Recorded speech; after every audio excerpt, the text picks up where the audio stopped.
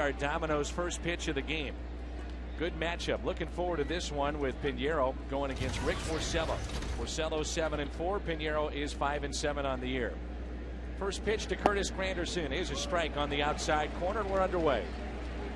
Now they've really loaded up the right-handed bats against Pinheiro, as right-handers are batting .335.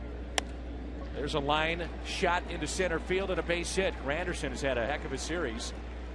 Game 2 last night with 3 hits and 2 home runs. Let's take a look at the lineup for Jim Leyland. Granderson has averaged up to .264, 3 for 4 with those 2 home runs last night. Polanco, then Cabrera, Timms, Rayburn, Hinge, Laird, Everett, and Porcello. There's a look at Jim Leyland, who was a scout for the Cardinals once he was done with managing for just a brief time. And back in the game now with the Tigers. Walked into a pretty good situation in 2006. Team that was ready to win, and they did. Made it to the World Series, eventually lost to the Cardinals. And then on the other side, a team like their 08 squad was expected to do so much and set all kinds of offensive records, and none of that transpired. They had a really bad year, poor year. Yeah, it really fell flat, as most people were predicting that they would be in the World Series again. Didn't happen. And then this year, not high expectations, and they find themselves in first place. And I'd have to say a lot of that's because of all the injuries with Cleveland. But we know that this is a good ball club that Jim Leyland has. And that, as I said, he stacked his lineup with a lot of right-handed batters. It's very much a right-handed hitting team anyway. Big question for a lot of people in baseball. Here's a ground ball past Thurston, and that is fair, just inside that third base line. Polanco thinking about 2. He's on his way there. He was going to stop at first base. The throw into third. He was about halfway. Ankiel's throw was late, and Polanco takes the extra bag and winds up at second base. And he scored a single and goes to second on the throw. Right down the line, Thurston can't come up with it. And you see Ankiel, he comes up here and just fires it in there, but Granderson with that great speed goes first to third. He needed every bit of that speed to make himself safe on this one. So second and third. Remember in game 1, Wainwright had a runner at third and nobody out and pitched out of the jam. Really set the tone for the game. And here's Cabrera. Good movement on that pitch by Pinheiro. Yeah, great pitch in on the hands. A good sinking fastball that just kind of ran right in on Cabrera. I was about to say, though, with the Cleveland Indians, a lot of their players could be traded away, but they're not that far out. They're not playing well, as we've seen. Cleveland is 6.5 games out. And there's a ground ball, and Thurston can't come up with it. It's into left field, and the first 3 in this lineup have reached. That's an error on the play. E5. 7th error by Thurston, as mind working a little quicker than the hands, as he looked like he's trying to get in position. But playing it off to the side, doesn't knock it down. The runner comes on home, one going on contact, and unfortunate there is Pinheiro not getting much luck here in the early goings. And Cabrera does get an RBI in the play. So it's first and third for Marcus Timms. Why would you give him an RBI there? He wasn't coming home. I agree. That's the official score. Naming it an RBI. And that's a strike on the inside corner. As a pitcher, you just have to go out there and forget about what happens behind you. Just pound the strike zone, try and get ground balls. And in this case, you'll concede another run if you can get 2. Here's an 0-1 pitch. Ground ball to Thurston. He'll back up, only play to first. That's Chris Duncan. No Albert Pujols here tonight. Ankiel, Rasmus, and Ludwig in the outfield. This is presented by Auto Tire. Thurston, Green, Schumacher, and Duncan along the infield. And the battery is Pinheiro and Molina. Just to finish the thought on the Indians. 6.5 games out, they get healthy and a chance to get back in this division. It doesn't seem to be that there's one team that's head and shoulders clear-cut favorite in this division. Exactly right. That's why trades would have to wait. And if they get healthy and they can make a run at it, and there's no reason why they can't. But like a guy like DeRosa has been named so much, but right now they need him in that lineup to just tread water until they get people healthy. 1 out and a runner at second. This is Rayburn, and the same could be said about the National League Central. No clear-cut favorite right now. No, and you know, you knew the Cardinals were going to be competitive, and they're 1 game back behind Milwaukee. You know what Milwaukee played this afternoon?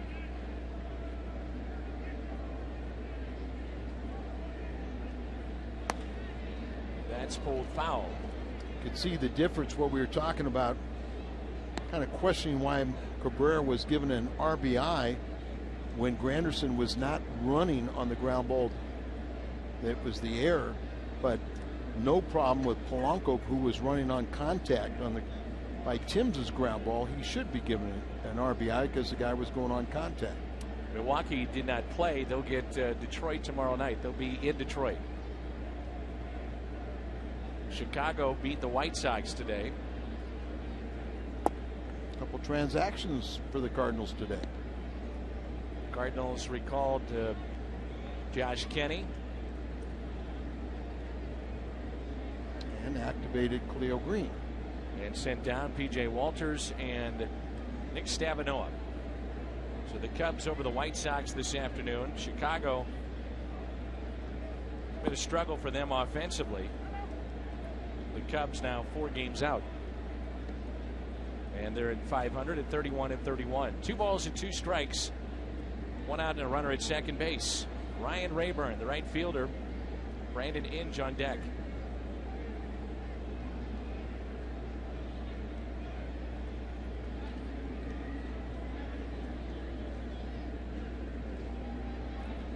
The 2-2 pitch. He got him on the outside corner. So strikeout, the first of the night for Pinheiro.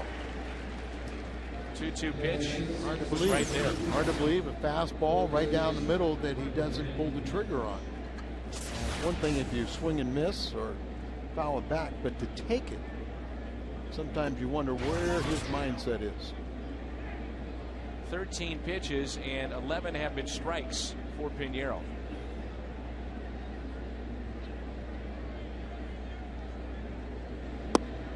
Going into his last start out, 66% of his first pitches and at bats were strikes, and sometimes you can throw too many strikes. You can, but I think Pinheiro got off to the good start and had a lot of run support, and of late you're just not getting that same run support because the ERA has been about the same. There's a line shot right center field. Throw coming in to the plate, not in time. Cabrera scores to make it 3-0. RBI for Inge, number 43. He's had a good year. A little surprising that he's not at second base. Yeah, when you see that high throw and to help guarantee that that run scores, you know, you take off and you go to second base. Cabrera coming all the way home from second. Ludwig made it a little closer than what you thought it would be, but it's a high throw. Duncan can't cut it off, so that's why the runner, the batter, should be at second base. See that high elevated throw? You take off and get yourself in scoring position. So 2 outs and a runner at first, and that pitch is taken by Gerald Laird for a strike. Laird is hitting just .214, couple of home runs and 14 RBIs. 137 in his last 19 games. He's had a real tough road trip. Final game of an 11-game road trip for the Detroit Tigers. And they will go home and play Milwaukee, I believe. That's correct. They are one of the better clubs in interleague play. Over the years, they've been very successful. 0-2 mistake here, as that will go into the corner. Inge is going to be waved in. Relay to the plate is cut out by Thurston. Nobody at second base, and Detroit is having a huge first inning against Pinheiro. It's a double RBI on the play. It's 4-0. Hard to believe with Ankiel out there in left field and his shotgun arm, the guy could score all the way from first base without a play. 0-2 mistake down right in the middle of the plate. Ankiel gets to it in the corner, hits the cutoff man, but then a weak throw as it short hops Thurston, the third baseman, and a visit from Dave Duncan. It's 4 base hits in the inning and a 4-0 lead. Now you have the 8th place hitter, Adam Everett, the former Astro. This time last year at shortstop, Edgar Renteria. For whatever reason, Renteria just struggles when he's in the American League. His worst years have been in the American League. And it's kind of funny when you have all the with the DH there, you take a lot of pressure off a guy like Everett. You think he'd just relax and hit. That slowly hit. Pinero's underhand to Duncan. Happy Tiger fans just outside of Busch. It's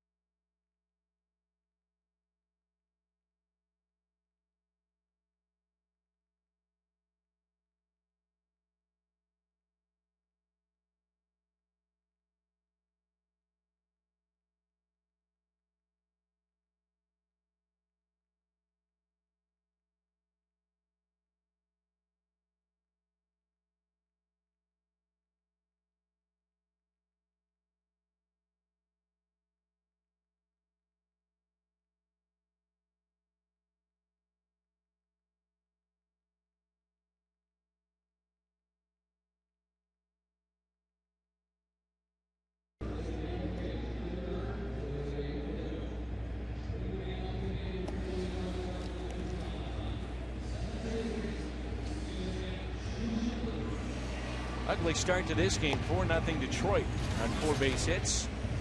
And an error committed by the Cardinal third baseman Joe Thurston.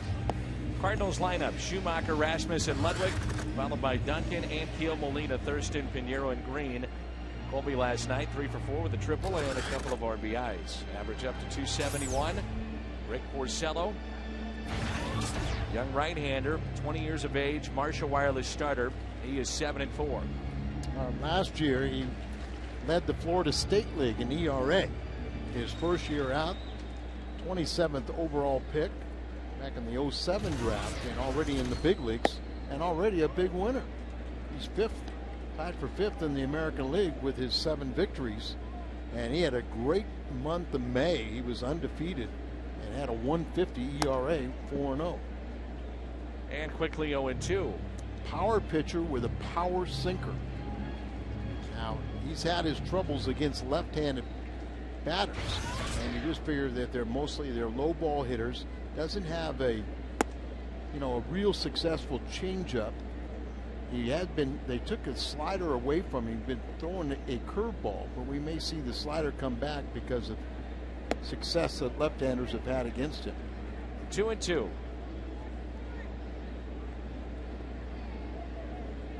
Schumacher is hitting .284 with 3 home runs and 19 RBIs.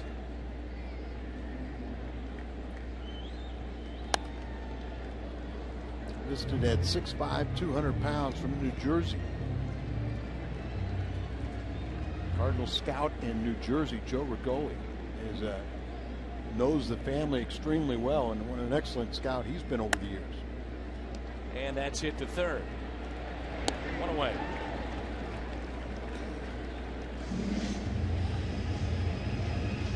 Defensively, let's take a look at the Tigers as Timms, Anderson, Rayburn out in the outfield. Inge, Everett, Polanco, Cabrera around the infield. Porcello and Laird in the battery here. It's a pretty good defense. They've only committed 31 errors on the season. Here's Colby Rasmus, and he'll foul it back for strike one. Porcello, and a lot of teams are frustrated. It's their fan base that they didn't take him. That includes the Cardinals. Popped up high in the air into shallow right field. Rayburn is there for out number 2. A look at our Toyota keys to the game. This season, a home and road, away 4-2, better ERA.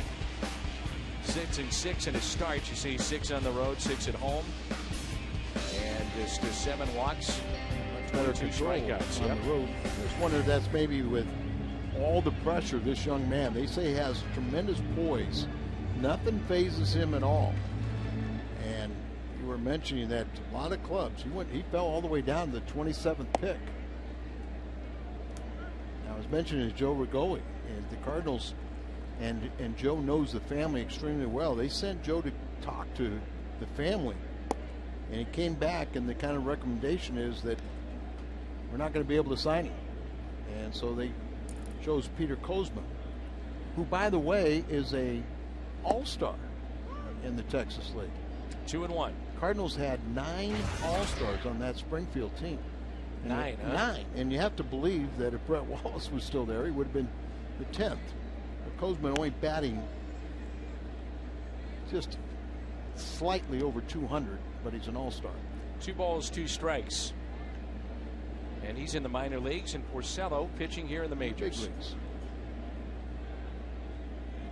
I told Ryan Ludwig he was going to be public enemy number 1 tonight. And he goes, "What do you mean?"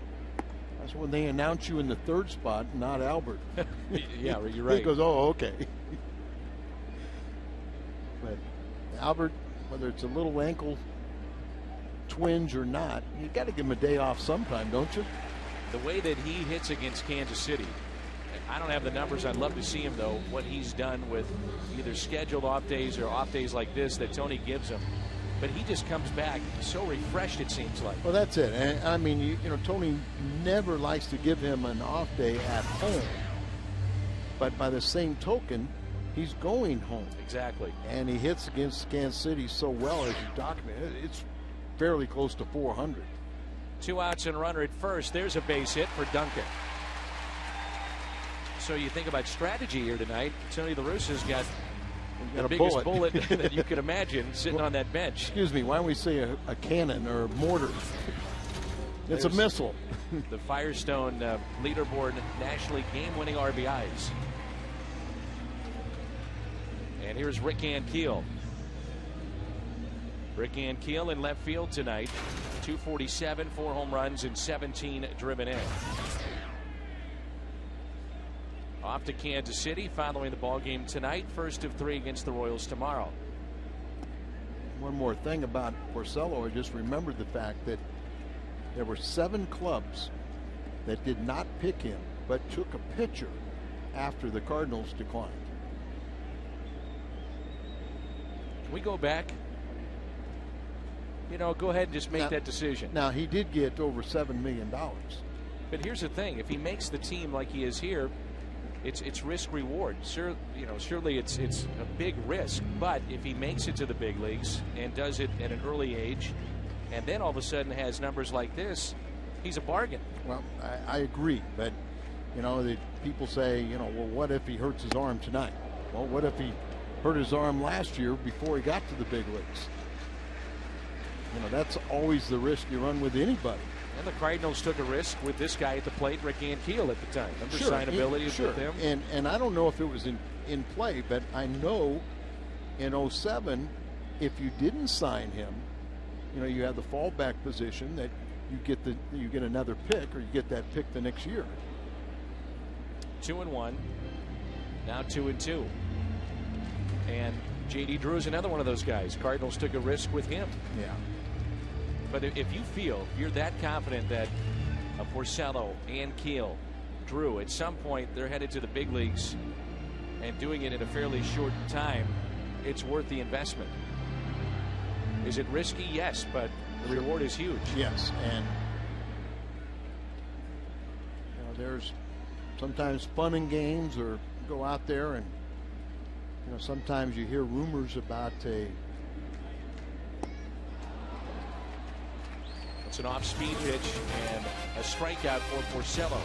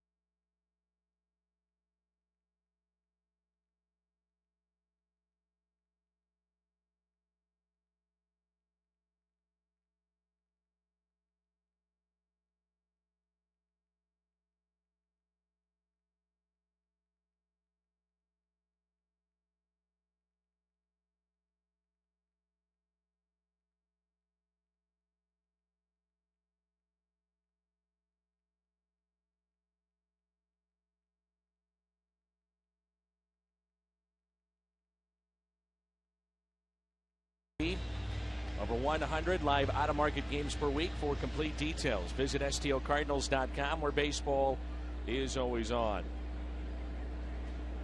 Warm evening here in the Gateway City. Cardinals trail 4-0 as we move to the second. Here's Porcello. Oh, by the way, he can swing the bat too. Is that right? He's 2 for 3 with 2 RBIs.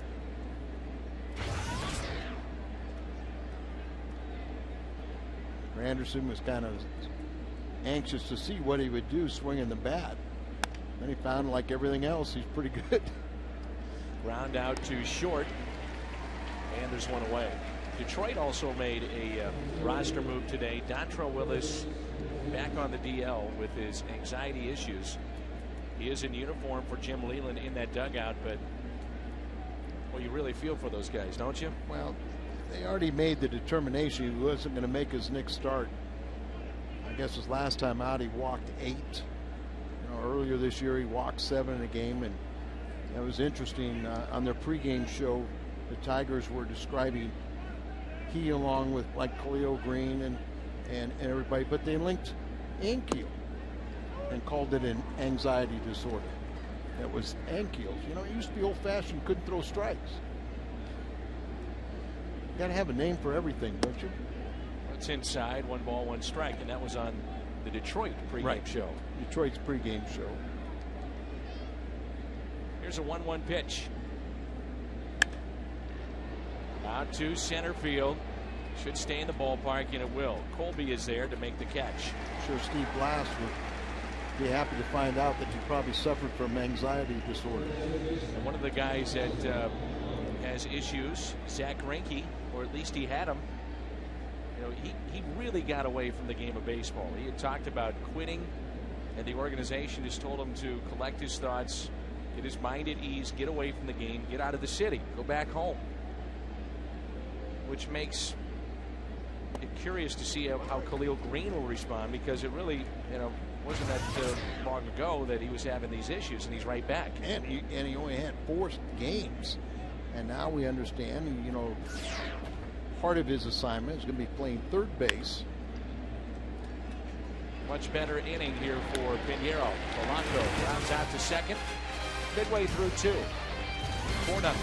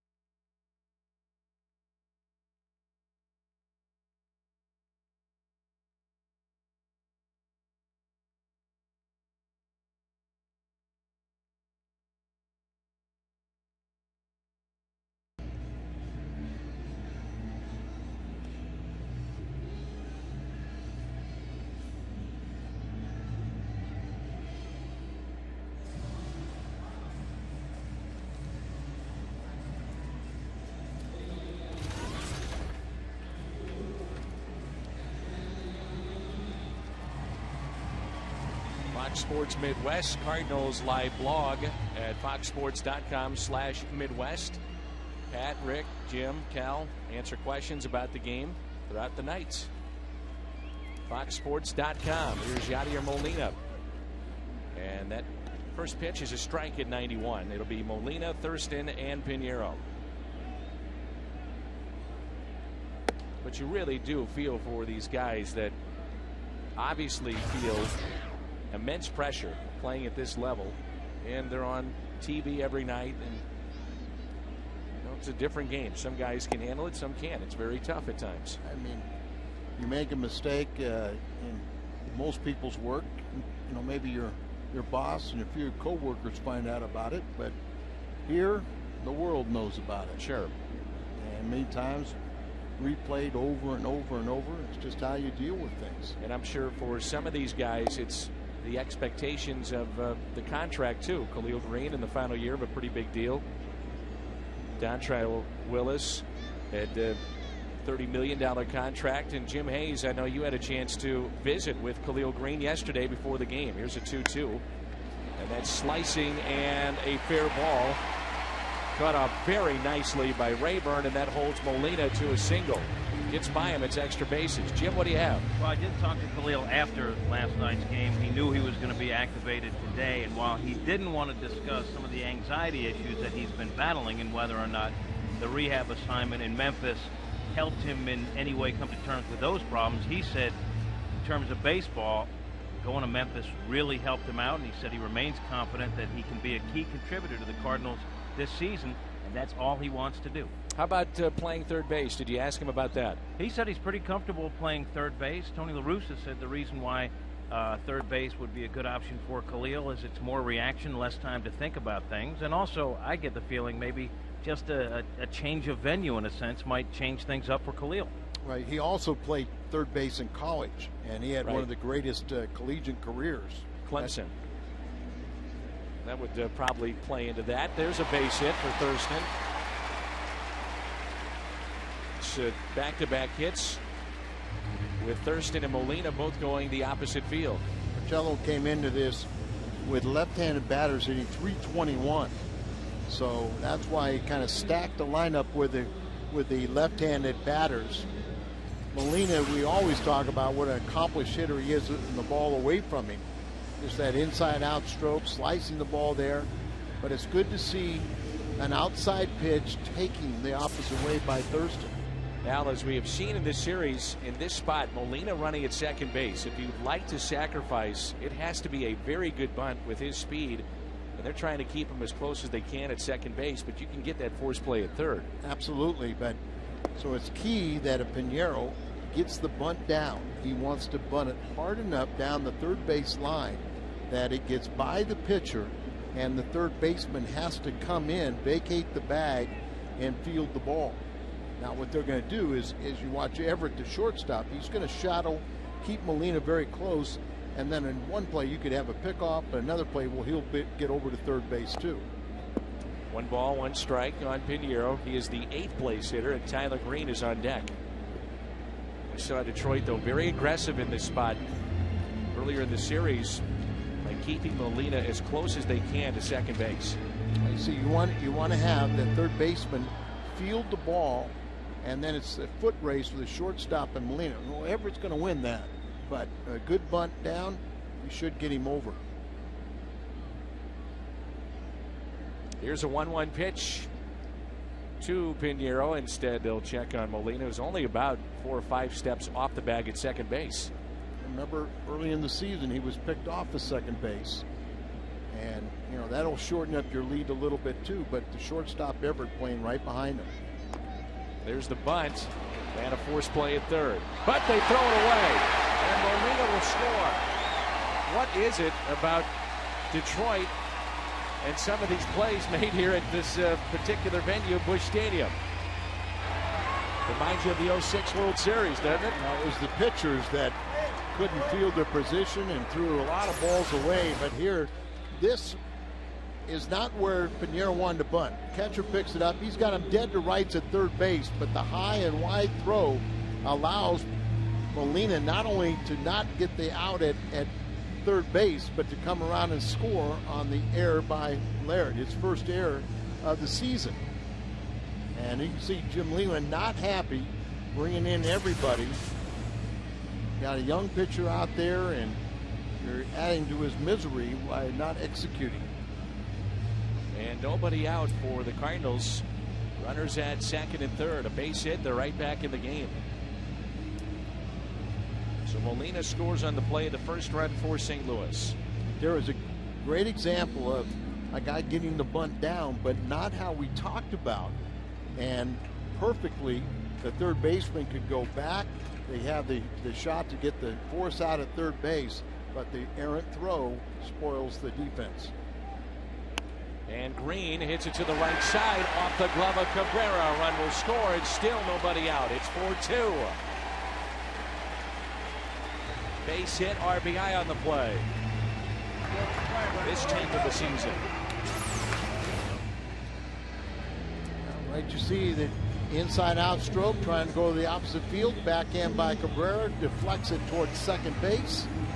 There's another play that not routine, but more times than not, Cabrera makes that play easily. Exmo Cam presented by Hot Shot Sports Bar and Grill, 1 block south of the ballpark. And they probably getting out at first base, the Cardinals would get the run, but not getting it out. Schumacher hits it towards first. That's a fair ball. Cabrera steps on the bag, and Pinheiro stayed put at third. So second and third with 1 out. Here is the ultimate Father's Day gift idea. Play catch with your dad on the field at Busch Stadium. June 21st, Father's Day. Play catch with your dad and enjoy a great lunch at the Cardinals Club. There's still tickets available for a very unique event at stocardinals.com/catch. You go back, and these left-handers have had their way this year against Porcello. But I think about the changeup that struck out Ankiel. That is a pitch that basically they say, he really doesn't have the good curveball, and he doesn't have a real good changeup. But once he develops those, he's going to be nasty against left-handers on top of it. And there's your missile off the bench. Now the pitchers, they'll hold the baseball. A guy like Pujols, he holds the bat in his hand. Now you don't see that very often. A guy that has the night off, they're just kind of sitting in the dugout, chatting it up with their teammates. The pitchers will always have a ball in their hands, but Albert, he's got the bat ready to go. He'll do some tee work. Mike Eldretti is the kind of the co-hitting coach for the St. Louis Cardinals. He'll be in there. You see Albert working with Molina. You never have a full day off, do you? And the real thing is, you can't, mentally, you can't afford to take it off. You always got to be game ready, thinking of situational hitting. When am I going to be used as a weapon coming off the bench? Chased a ball that time off speed pitch. There's where, when he develops that pitch consistently, then this kid's going to have the full package. He's got a power sinker that he can throw, 93, 94 with a sinking fastball. That gets it done real easy. Here's a 2-2. Always talk about how Albert is the ultimate team player. I asked him about the home run that he hit off of Brad Lidge yesterday. About the home run in the playoffs, not the one hit yesterday. Right. Talking about it yesterday. Yes. And he said, yeah, at the time it was dramatic. He said, but we didn't win the series. He said it would have been great if we won the series, but we lost the next game, so chalk it up to just another home run. And speaking of Lidge, back on the disabled list. Saw that. 2-2. Mike Hampton back on the DL. How about Roy Halladay is on the disabled list for Toronto. Toronto, I just look up and see we're rolling. Batting .325. Runners at second and third. Pinheiro is at third base. Tyler Green with his RBI hit stands at second. Raul Ibanez also on the disabled list. Strained left groin. He's had a great first half for the Phillies. The 2-2 pitch. That's a pitch that was getting him out a lot early on. Well, with playing time and, just getting that eye tuned in, getting a little better idea what National League's trying to do to Kobe Rasmus and his track record of heating up once you get into Junes. Hammers that pitch, but pulls it foul. Starting to see what other people saw in Kobe. Just the bat, the ball just jumps off of his bat. A lot of extra base hits. We kind of touched on it last night, right before he hit the triple. Just inches from leaving the ballpark, that you still don't want him to think of himself as a home run hitter. Just be a line drive hitter. There's a ground ball foul. Early in the season, remember, he kind of probably was trying to catch up. He had no home runs in April, and now he leads all National League rookies in home runs and RBIs. Had a little uppercut swing, got underneath a lot of balls. Now to see the swing flattening out a little bit, and he's hitting line drives. Some of them go out, some of them go off the wall. But that's how he's going to be the better hitter. Here's a 3-2 pitch to Kobe Rasmus. Takes it the other way with a fly ball that's slicing, and foul out of play.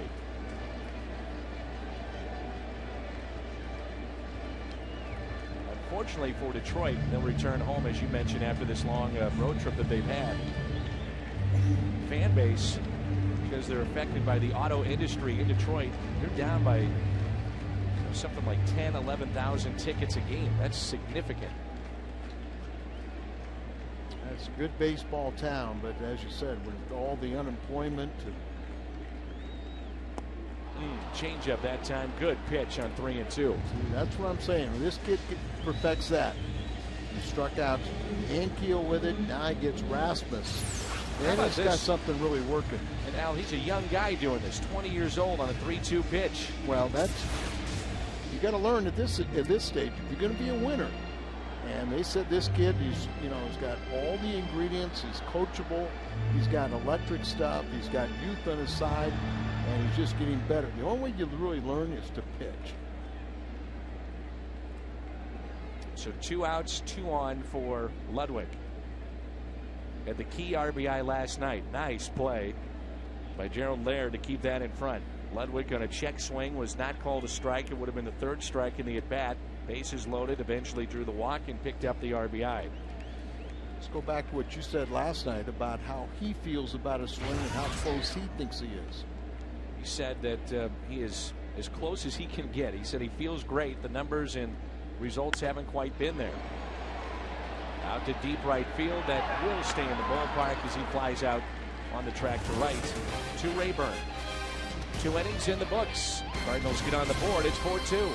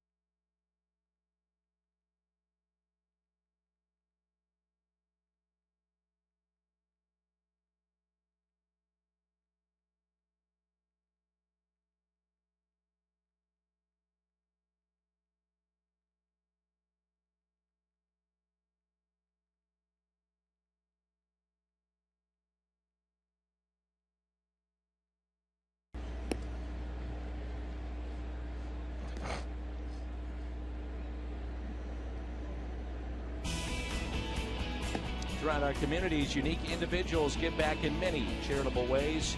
Julianne Nahar, Sarah Ponzo, and Melissa Landwer our local finalists of People Magazine's All-Stars Among Us.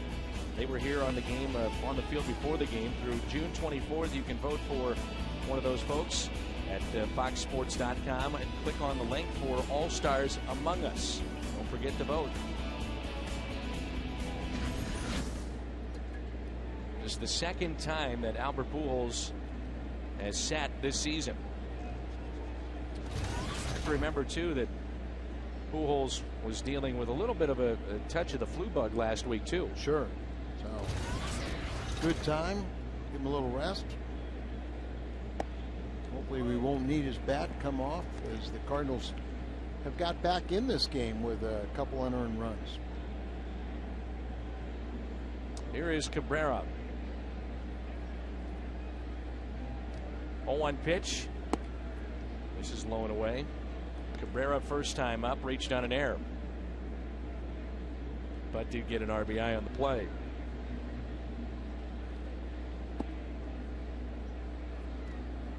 Bunch of day games today, and Atlanta beat Cincinnati 7-0. Toronto over the Phillies 8-7. Cubs, as we mentioned before, beat the White Sox 6-5. That's off of Pinheiro. Gathers it to first, and he got him. Good play. In my mind, he is the Cardinals' best fielding pitcher, and we've seen him several times use a skate save, but this time it got a little flesh.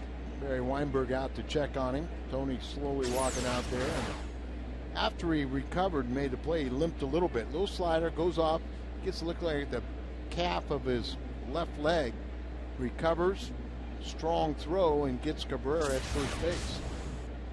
So he may toss a pitch or two just to see if he's all right.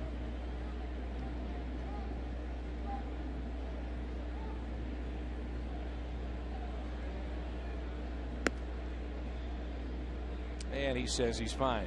Hey, happy birthday to Casey Parker from Brandy, David, Connor Parker, and Monty. So happy birthday, Casey. Hope you're enjoying it, because we've got a whole bunch of people this is their birthday that mean a lot to us. Tom Mee, our director. Jim Jackson, the radio producer. Reverend Terry Rush in Tulsa, Oklahoma. The great Lou Brock. Vanna Burke-Bigler, mother of Joe Burkler, for our audio. She's 89 years. There's another one of the birthday boys.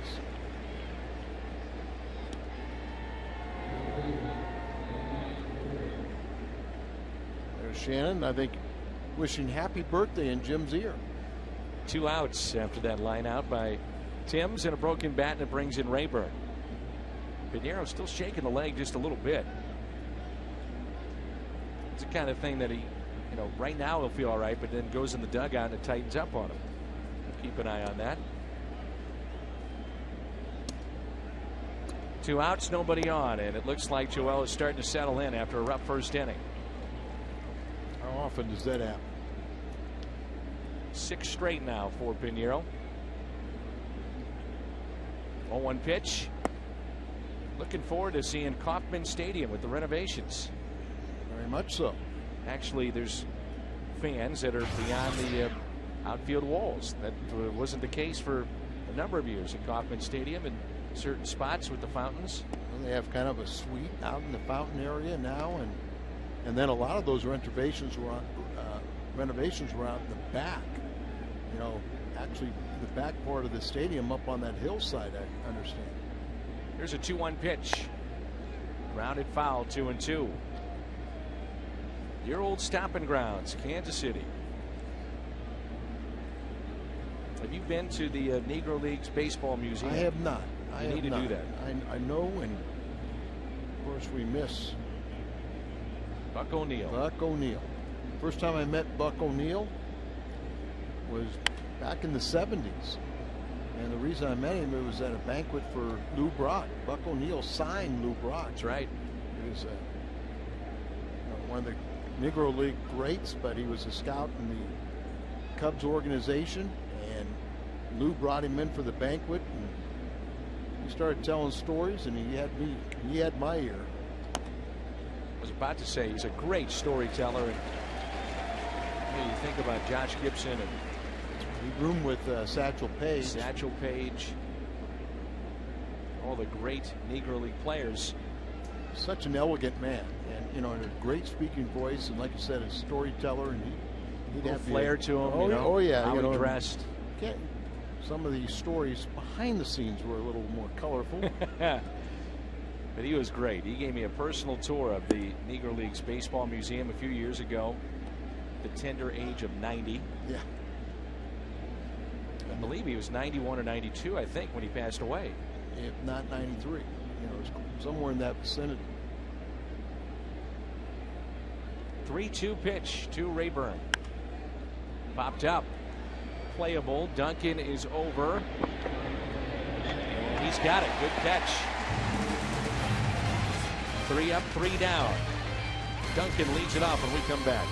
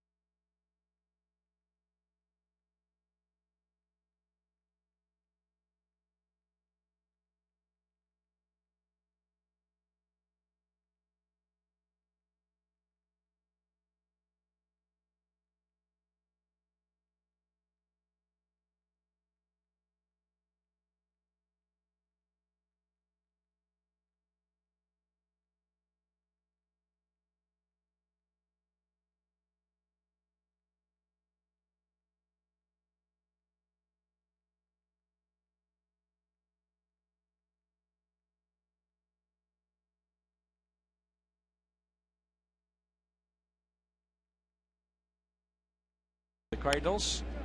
First pitch to Duncan is tap foul. Time you're paying tribute to him for hitting the ball the opposite field, then he tries to roll over on one and pull an outside pitch. But Chris had a nice series. He's now 4 for 9.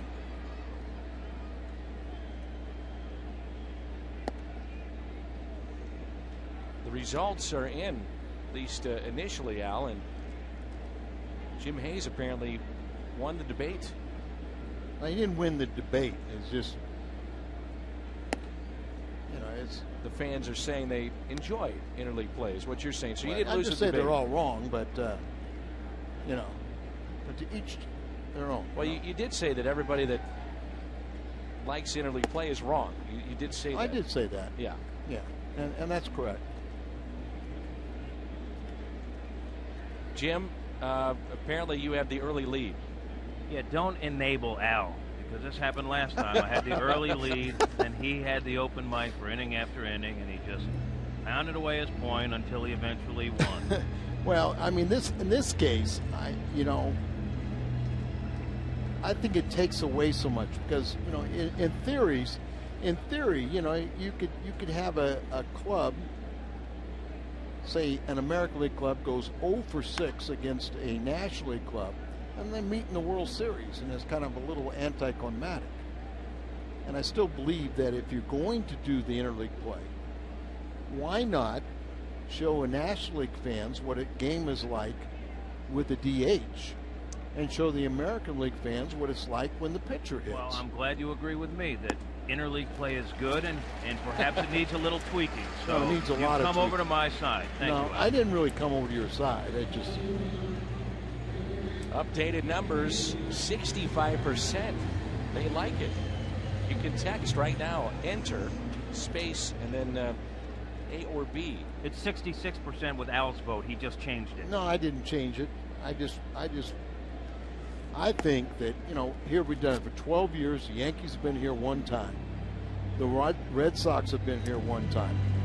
Now, I know there are circumstances because you have 16 teams in the National League, and the Central has got the 6 teams, and in the American League there's only 14, so the Cardinals get cheated that way. But the Cardinals are a great draw because of their success wherever they go. But look at all the bad matchups. I know people are pouring in American League cities to see the Washington Nationals. There's some bad matchups, Al, in regular old everyday games. There's a 4-6-3 double play. I do agree with you. If you're going to have interleague play, and it is for the fans, and it's selling a lot of tickets, you're making money for Major League Baseball, for the organizations. I agree with you, Al. I think you do put the DH in play in National League parks, and then the other way in the American League. Let me ask you this. Is it time to do away with the DH totally? Because there's very few, players that are the true DH anymore. A lot of times clubs use it as to rest a guy, a regular player, to rest him, and so he doesn't have to play in the field. But there's a lot of the true DHs. And remember, it started as an attendance gimmick. Could you see the Players Association agreeing to that? No, it's because it not so much as a creating job, because in essence you still only have 25 men on the roster, but it usually is a high paid position. But when you had a Cepeda, you had Oliva, when at the end of their careers and they were were crippled to the point where they couldn't play in the field anymore, but they were out there for attendance, and it was a gimmick because the National League always had so much better attendance than the American League. You prolong guys' careers, but you don't. Hal McRae was a true DH that could play, but he was more of a liability in the field. Rivera steps on the bag. The double play for Porcello. It's 4-2.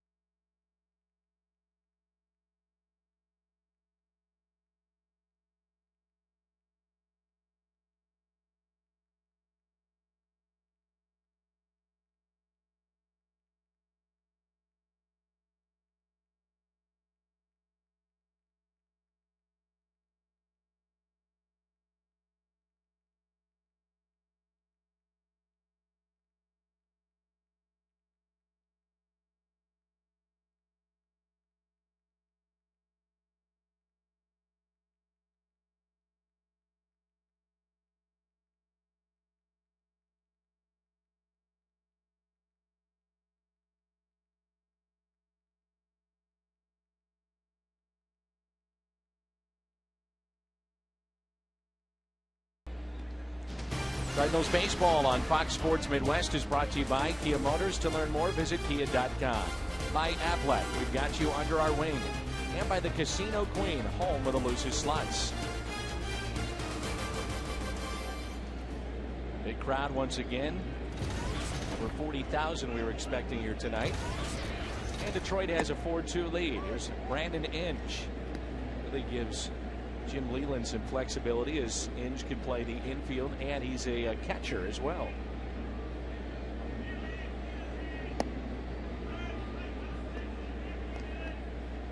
Inge with an RBI base hit, his first time up.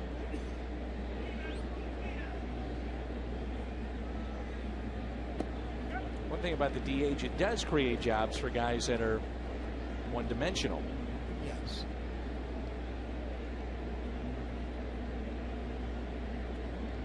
It's the argument by some that, you look at Edgar Martinez, a great designated hitter with Seattle. Has he done enough to get into the Hall of Fame? Or certain players that spend part of their career, say a third of it or half of it as a DH, and they have Hall of Fame numbers, but they don't play the field. Should they be in the Hall of Fame? I mean, it's a legitimate argument. And Martinez was, a terrific player and just a star on those teams. But there's the other side of it, with all those star players they had, they didn't win. 1-2 pitch and just swing and a miss. 2 strikeouts for Pinheiro. Join in the fun of Major League Baseball's All-Star Summer. Bring your family to Major League Baseball All-Star Fan Fest, July 10th through the 14th at America's Center. For tickets, go to allstargame.com. Number to call 888-FANFEST. Bill DeWitt was telling me the other day that for folks that don't have a ticket to the actual game or workout or home run derby, this is a great way to come down and take part in the fun here in St. Louis with the Fan Fest. And that's really not that expensive of a ticket. It's a foul ball. Gerald Laird trying to bunt his way on. Not a bad idea, as Pinheiro is really in a groove right now. Last base hit he gave up was to Laird back in the first inning.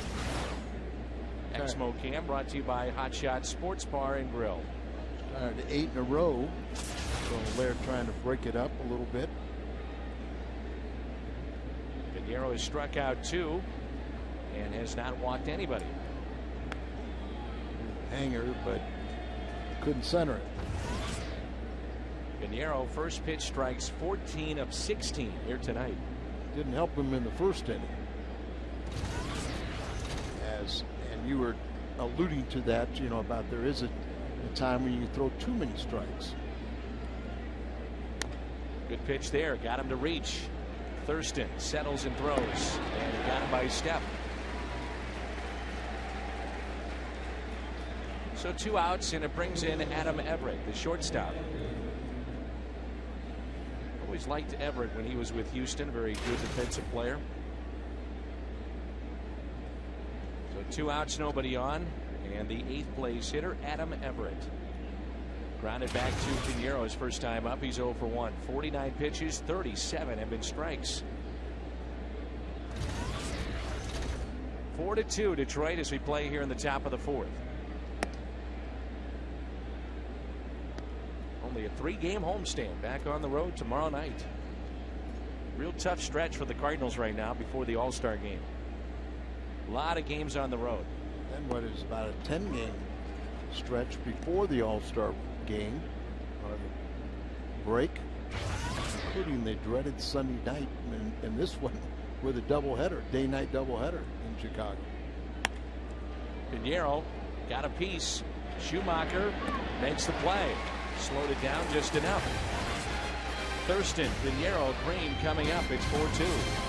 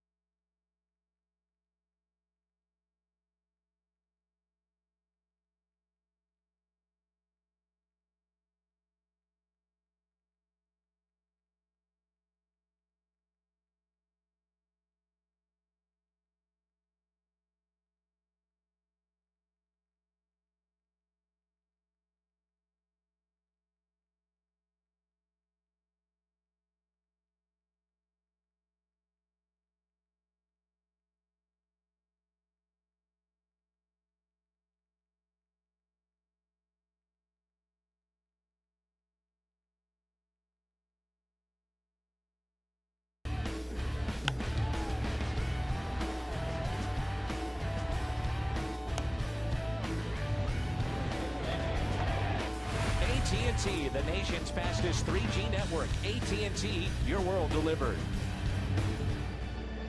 4-4-1 for Detroit, 2-4-1 for St. Louis. Bottom of the fourth, and Joe Thurston leads it off. Thurston singled and scored back in the second inning. 7, 8, 9 for the Cardinals here in the order. We wouldn't be talking about Khalil Green playing third if we were getting more production out of that spot. 1-0 pitch. Barton, of course, has been sent down, the rookie of the month in April. And Thurston saw most of the playing time.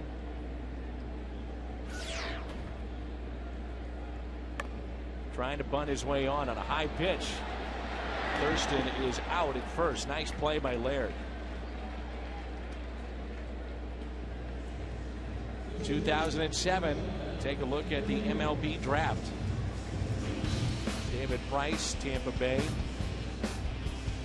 Kozma 18th. Porcello went to 27.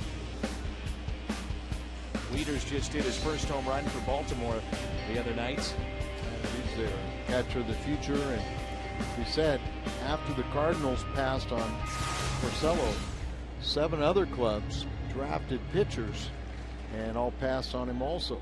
Fell into the lap of Detroit,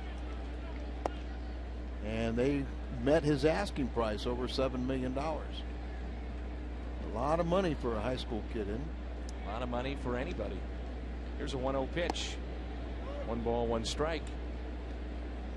Finally found your price. How about Strasburg? What do you think he's going to wind up getting before it's all said and done? Now, 15 to 20. Yeah, I think that's probably in the right area. Well, you know, we'll go back to Al Kaline with the Tigers. You know, right out of high school, joined the Tigers. So, you know, he's like an 18-year-old kid and was found to be an outcast in that clubhouse. You know, very few people had anything to do with him. He had nothing, you know, after a game, his teammates would go to a bar and kind of unwind and talk about baseball. He couldn't get in there. And he was not a well-liked guy in that clubhouse until he became a batting champion the next year. Hilton St. Louis at the ballpark, the only hotel that gives you home field advantage and an extraordinary Cardinals baseball experience. Number to call for reservations, 314-421-1776. HiltonStLouis.com. And as good as Strasburg is, there's some people, and I think some people in the Nationals organization said even if they do sign him, they would be reluctant to start him off in the big leagues. Catch made by Polanco. He played 4, and it's 4-2.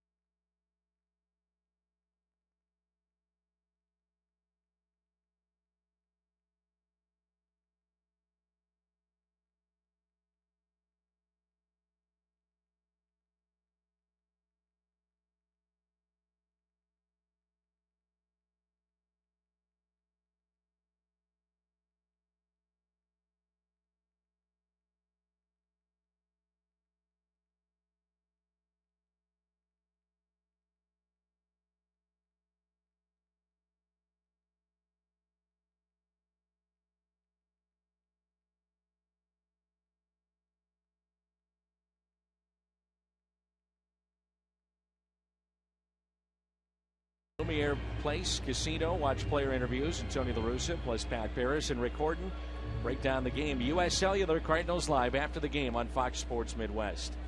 Happy 70th birthday to the great Lou Brock. How about that? 70 years old. Looks like he still could be playing too. Yeah, outstanding. You know, Lou, what a great teammate. And you talk about, you showed his numbers, I think, in our trivia question yesterday about who had the best batting average in the 68 World Series. I knew it had to be Lou because his batting average in World Series play is off the charts. I mean, he is unbelievable. Back to Pinheiro. What a nice man. He calls St. Louis home. You see him here at the ballpark all the time. And he's also a instructor in spring training and works with the guys and talks baseball with them. He said more times than not they talk hitting as opposed to base stealing. Lou known for his base stealing, but we forget 3,000 plus hits. 3,000 plus hits, first ballot Hall of Famer, and rightfully so. He was the all-time stolen base leader at the time of his retirement and still the National League base stealing champion. And that's a strike to the leadoff man, Curtis Granderson. We don't come back until June 26 for interleague action against the Twinkies. And I got to tell you that on Saturday, the Cardinals just had a whole bunch of tickets brought back to the, for that Twins game on June 27th. It's a 12:10 start, but so we have about 2,500 tickets that are available because they just got a bunch of box seats. And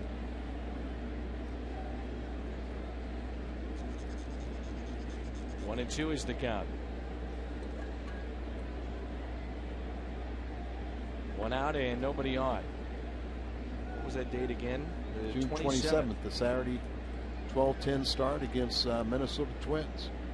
It's also Christian Family Day and Cardinals Care Jerseys Off Your Back Day. Granderson high in the air out to right. 2 outs.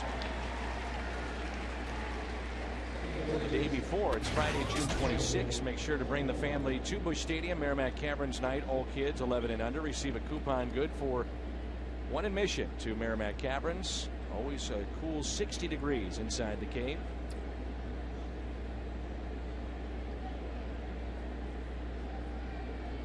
Chance to see Joe Mauer in the upcoming homestand when we come back.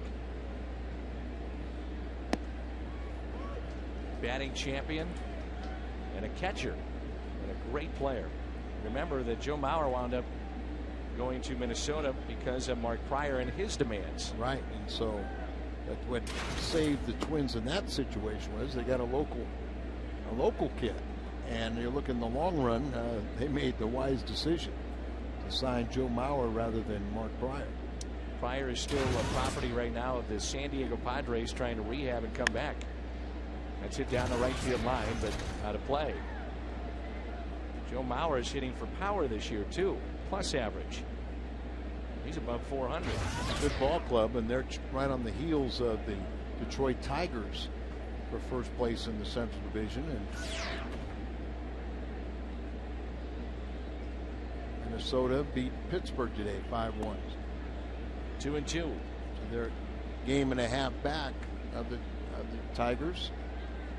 The Cardinals, of course, will see another AL Central team tomorrow night with Kansas City on the air at 6:30. Zach Greinke again will miss the St. Louis Cardinals. Taken there by Schumacher. He'll make the play. Pinheiro is sharp after that rough first inning. It's 4-2.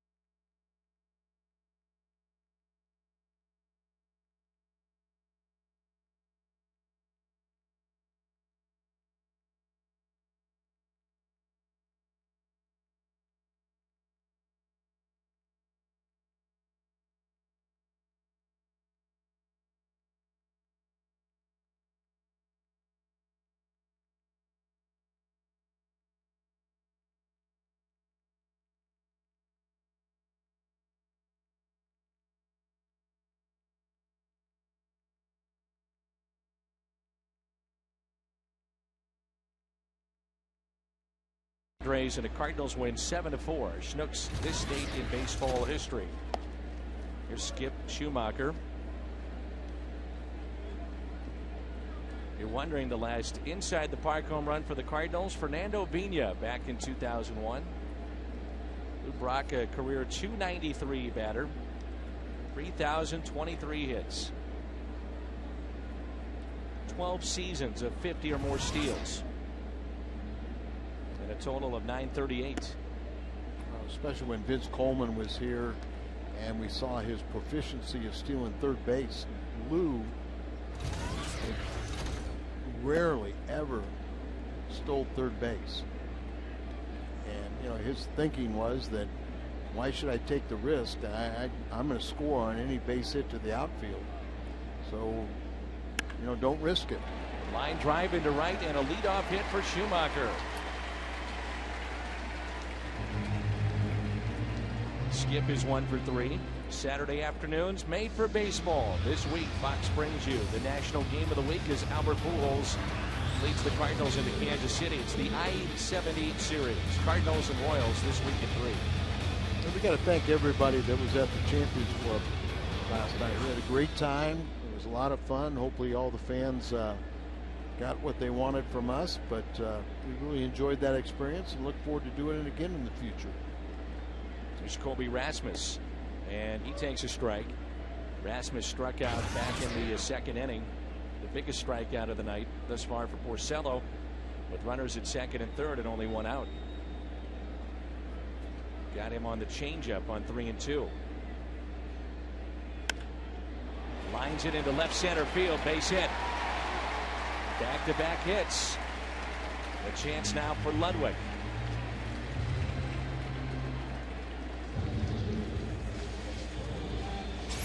Ludwig walked his first time up and has also flied out to right. You see that movement, but it stays up and becomes a much more hittable pitch. Ends up around the belt where you want it to fall down below the knees. FoxSports.com/Midwest for the Cardinals live blog.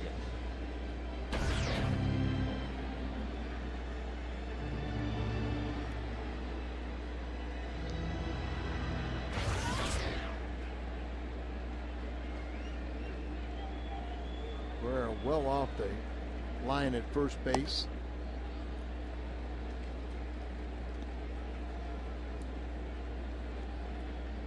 Shade him a little bit to right field, the outfield, and then, as I said, the first baseman Cabrera well off the line. 1-0 is pulled foul, 1 ball, 1 strike. Love to see Ludwig get on one of these tears. He needs it, and I'm sure it's just a matter of time.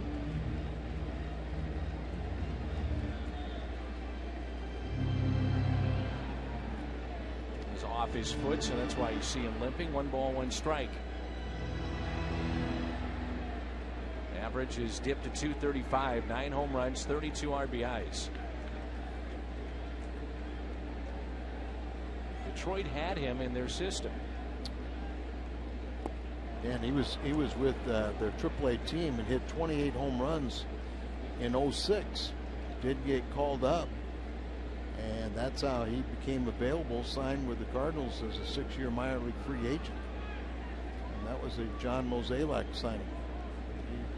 He knew him from probably all the way back from his days when he was an amateur. 1-2 pitch. We saw the bugs, the moths last night. The reasoning for that, talking with the Cardinals staff, is that because it's gotten so hot, the moths actually go to the coolness of the grass, and then the lights come on at night. They come out of the grass, and that's why we had them. Chopper to third, out at second, and safe at first. Saw Rasmus with a hard slide at second base, and with that slide, it was a little hesitation. And now the Cardinals have first and third, only 1 out. It wasn't the best throw from Inge. As he jumps up, throws the ball, it's a little bit wide, but Polanco gets the force out at second base. Kind of had a little trouble finding the handle on it. A little bit messes up the timing. And quick footwork by Polanco. Get the out at second, but can't complete the double play. So first and third. A lot of visits with this youngster on the mound, huh? Well, they really, are going to err on the side of caution. His pitch count is going to be right around 95 to 100 pitches, and they're just, they know that this is a very valuable young arm. No activity in the bullpen. He just doesn't really have a problem with pressure. He enjoys it. He's got very good poise out there, but they also want him to stay within himself and not injure himself. First and third, one out. RBI opportunity here for Duncan. Been on base twice. He's walked and also singled. Duncan, the 28-year-old, homered and singled twice Tuesday, and he scored 3 runs in that ball game. When he homers, that means the Cardinals usually win. They're 26-6 in games that he has homered going back to the 07 season. He's 16-4 when he has an RBI. Good opportunity here.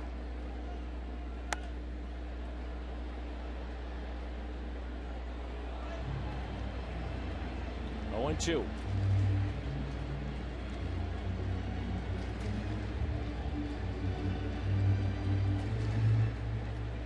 Swinging the bat better, getting more hits, and he did have a home run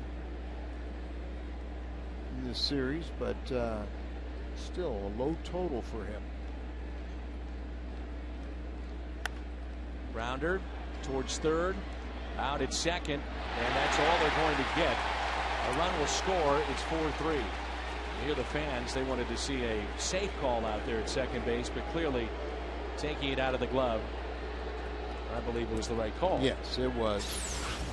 You'll watch as Inge, tougher throw, throwing back behind, and this time a little far behind Polanco, but he reaches in, takes the ball out of the glove, and then drops the ball. So it is the force out at second base. RBI for Duncan.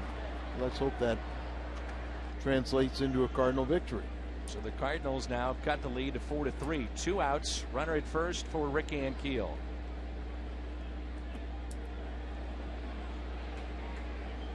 Ankiel's last home run was on the most recent road trip at Florida. 0-2. Strike out and hit into a double play.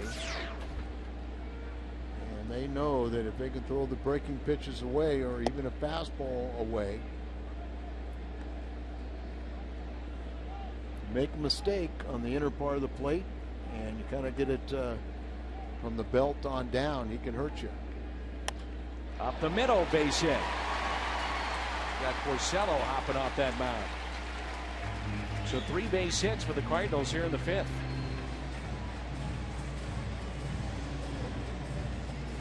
And it brings in Yadier Molina.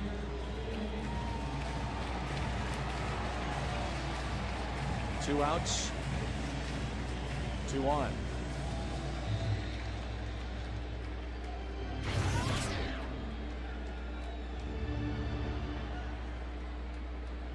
A .294 hitter with runners in scoring position.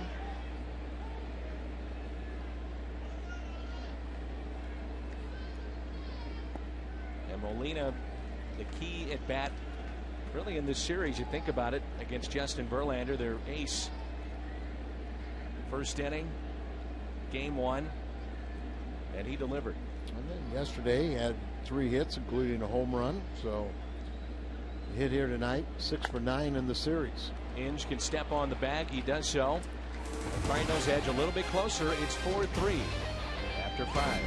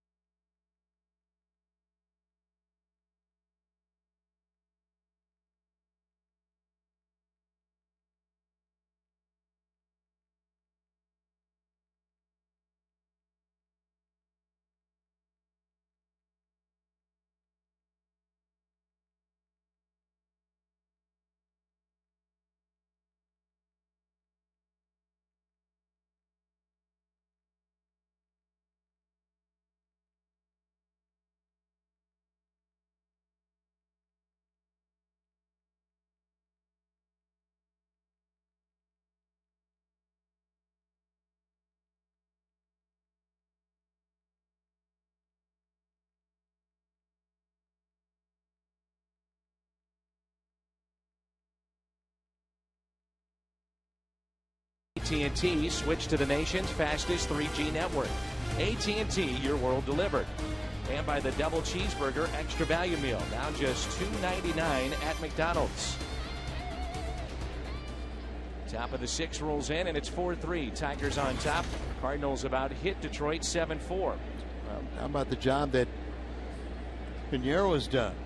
Rough first inning, 4 runs and 4 hits. There was an error committed by the Cardinals in that frame, and since then the Tigers have been hitless, and he's allowed his teammates to get back in this ball game. They trail by 1. He is just painting right now. First pitch on the outside portion of the plate. That pitch on the inside portion.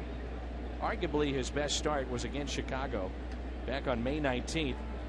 9 innings, 3 hits, and he struck out 5, a complete game. He was terrific that night. He's retired 13 in a row right now. I like that. Got 2 outs already. Nothing wrong with that. Just hopefully the Tigers agree with it. 3, we're back up on offense, right? That's right. Ludwig makes the catch. And there's 1 away. The scoreboard caught up. Retired 14 straight now. So many times, a guy gets off to a slow start, and you say if he can only get out of that inning, regroup, and things will go in your favor, and that's the case here tonight. 57 pitches, only 18 balls, and another first pitch strike. Bob Gibson talks about a start he had against the San Francisco Giants, and it just wasn't his day, and he was always the kind of guy that if he got by the 2nd or 3rd inning, then he found his groove, you're in trouble. Another broken bat by Timms, and he's retired for the 2nd out. What's on tap? Presented by Bud Light. The difference is drinkability. Kansas City tomorrow night, 6:30 on Fox Sports Midwest. And Brad Thompson will get that start against Kyle Davies. Carpenter will go on Saturday against Brian Bannister. Adam Wainwright Sunday against Gil Mesh. We were talking about how first 3 or 4 batters are just ripping them off the walls, and he looks into Red. Red won't make eye contact with him. Another double, and he looks over, and Red goes gets a drink. 2 more batters get base hits. Finally, Red goes out there, scared to death to go out there, and didn't know the reaction he's going to get from Gibson. And Bob goes, "Where in the heck have you been?" He goes, "You've been watching this?" Get me out of here or what? Yeah. I mean, it was just one of those rare times that, he just didn't have it. But it was so rare that Red was afraid to go out and take the ball from him. Looking forward to seeing the Hall of Famers back for the All-Star game. The strikeout for Pinheiro, his 3rd of the night. Midway through 6, and it's 4-3.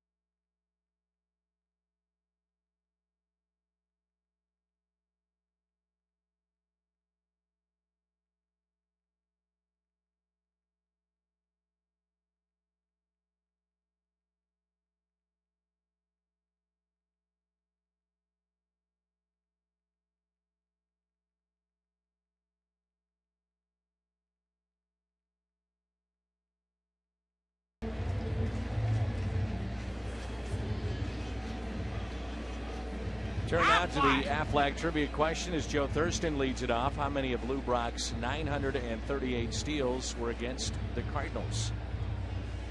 That's a good question. Remember, you started with the Cubbies? 5. One of the great deals ever in baseball history. And, you know, when Lou came to the Cardinals, you know, he was shocked, you know, because they said, okay, we want you to be a leadoff guy on a base tool. You don't want me to hit home runs? They go, no, we want you to be a leadoff guy. We want you to steal bases. Boy, did he, huh? Oh, yeah. But, I mean, that was always the problem was, you know, the Cubs at one time, they had an academy of coaches. They had kind of a round robin with their manager. It was every coach got to do it for 2 or 3 weeks or something like that, and they go to the next one. And he said every one of those guys had a different game plan for him. He said with the day games, he said he'd have to be there at 8 o'clock every morning. He said by the time the game started, he was worn out. Everything was history, but he, you know, we don't win the Cardinals don't win in 64 without his contribution. He came over early in that season and just went on a tear there, you know, whether it was June or something. It used to be the big trading deadline was June 15th.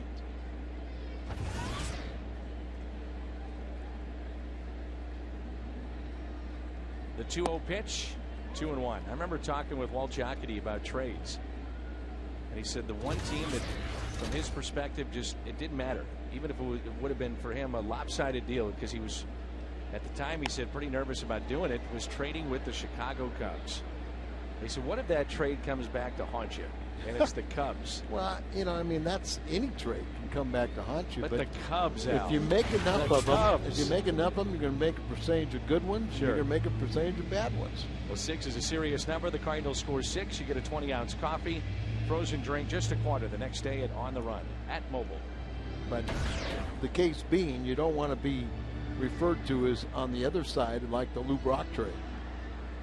And the funny thing about that was the phone lines at KMOX, when that trade, Rolio for Brock, and there were others involved, but when that came down, everybody was complaining from the Cardinal side. Lou who? They soon found out.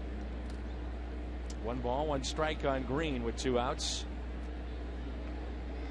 Activity, a righty and a lefty. Zach Miner, a right-hander, and Bobby C., a left-hander, throwing behind Porcello.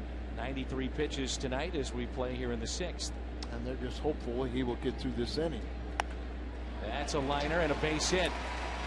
Green hustling out of the box. Is he thinking too? Yes, he is. Play at second base, not even close. And a base hit for Green.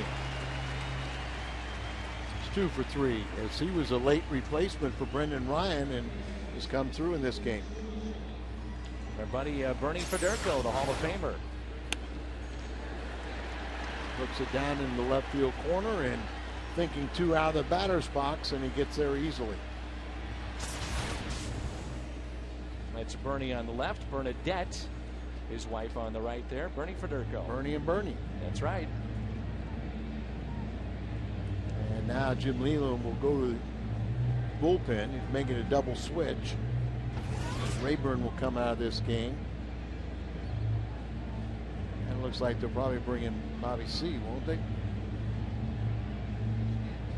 Chevrolet called to the bullpen, so Bobby C., the right-hander, coming in. It's 4-3.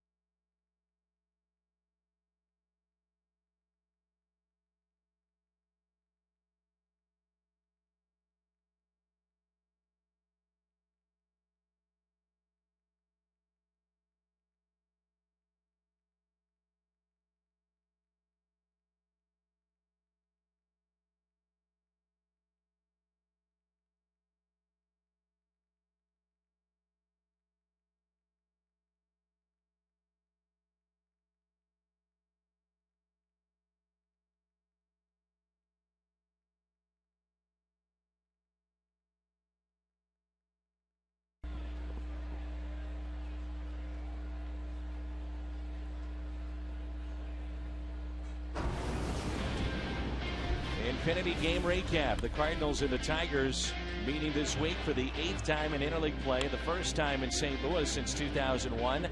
And Detroit has a 1-run lead as they move to the top of the 7th. 4 runs for the Tigers, all scored in the first inning. Cardinals came back with 2 in the 2nd, 1 in the 5th. They've out hit Detroit 8-4 in this game. Little bouncer up the middle and a base hit. Brandon Inge finally with a base hit, the first for Detroit since going back to the first inning. Pinheiro had retired 16 straight batters before that little base hit, and now their first pitch strike, but they put it in play and not at someone, so Inge gets his second base hit of the night. Brings up Laird.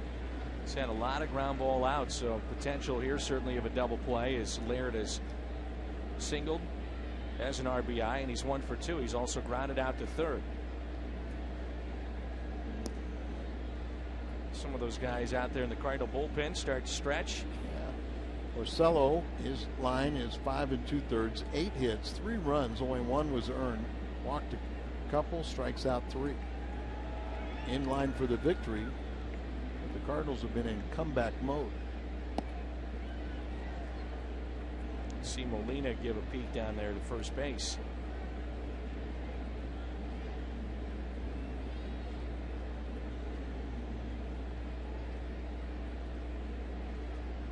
And see how Detroit wants to play it.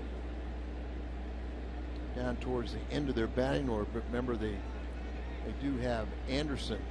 Part of the double switch is hitting in the hole. He's in the 9th spot. Laird, the 7th place hitter. Then you got Adam Everett on deck. Pinheiro only 74 pitches here tonight. Been very efficient. And just a rough first inning, and then near perfect after that. 1-0 pitch. Get in the air out to shallow center. Rasmus makes the catch for the first out.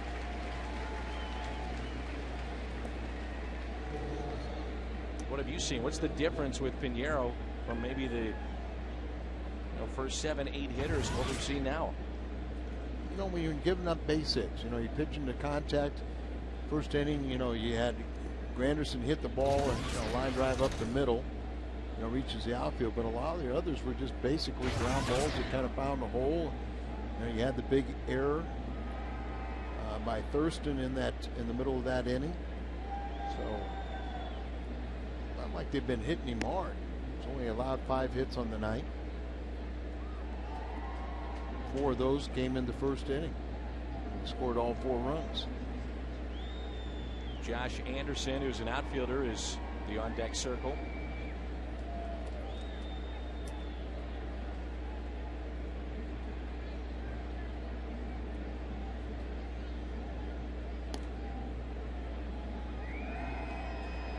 Cardinals about hit Detroit 8-5. They trail though 4-3.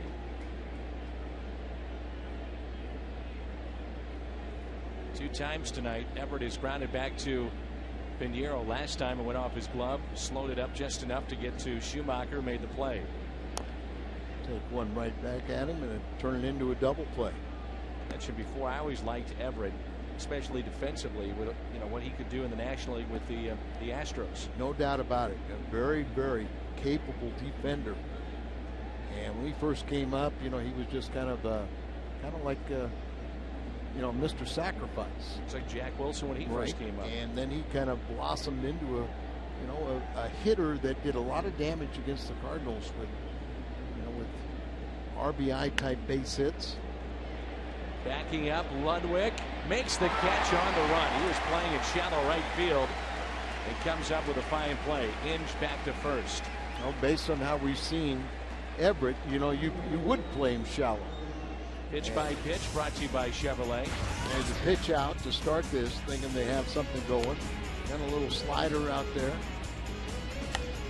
Another pitch, and just, has got it up a little bit. It's a line drive out there, but Ludwig went back on the ball well. Here's Anderson, who is part of the double switch, now playing right field. As the pitcher is now in Rayburn's old spot, the 5th spot. 2 outs and a runner at first. And that pitch is a strike.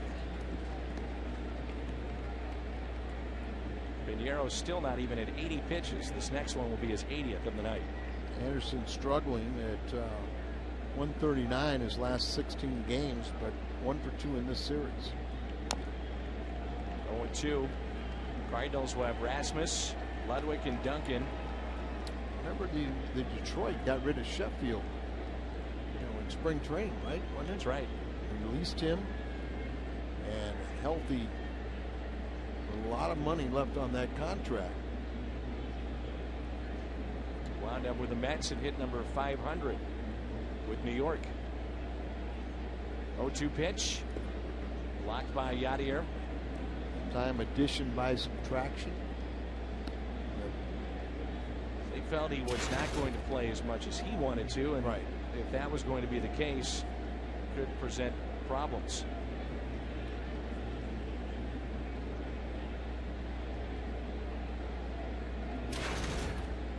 Slowed things down here right now, and you wonder if he had those back spasms a couple starts ago. Took one off his leg, whether that was tightening up a little bit. 2-2. You always worry about a pitcher when he keeps shaking his left arm, not his pitching arm. Right. Saw that, but you kind of watch as he kind of winces there, and it grabs that elbow. And now Molina's kind of noticing. Now Dave Duncan going out to check out what's going on. Like you say, it's not his pitching arm, it's his left elbow. Whether he's got a cramp in it or something. Maybe that's the case. Yeah, it looks like a cramp. We're on the board, Gatorade, hydrate. These warmest day, the last couple days of the year, and you got to really take care of it. The old days of the old Busch Stadium, starting pitchers, it was not uncommon to lose 10 plus pounds, pitching in a game. It's fine, just cramp it. Yeah. Warm night here in St. Louis. Extremely hot day. You know what it is? He's getting muscle spasms. That's why he's kind of looking down as his, all of a sudden the arm will flex, get a little muscle, as it involuntarily spasming.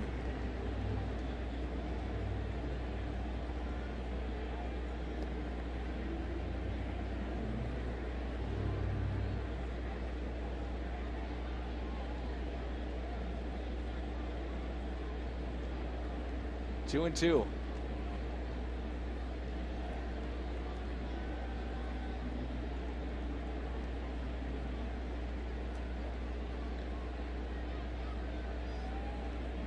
And a swing and a miss as Pinero. Now look at him. Hits the deck and now he's got a cramp. Yeah, that's in that calf now. But he's got a cramp. We don't want anybody to get it. We're speculating that's what it is. If you ever never had one of these, it hurts.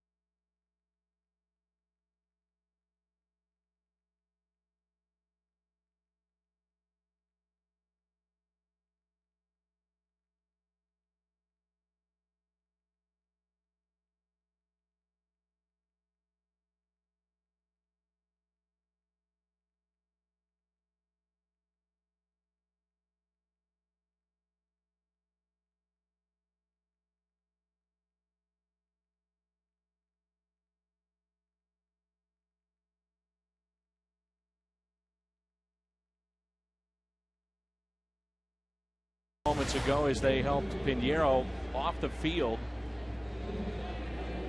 with his cramps. I think that's all it is. All right, our text poll. Al, I don't think you're going to like it. 57% to 43%. That's all right, but you know what?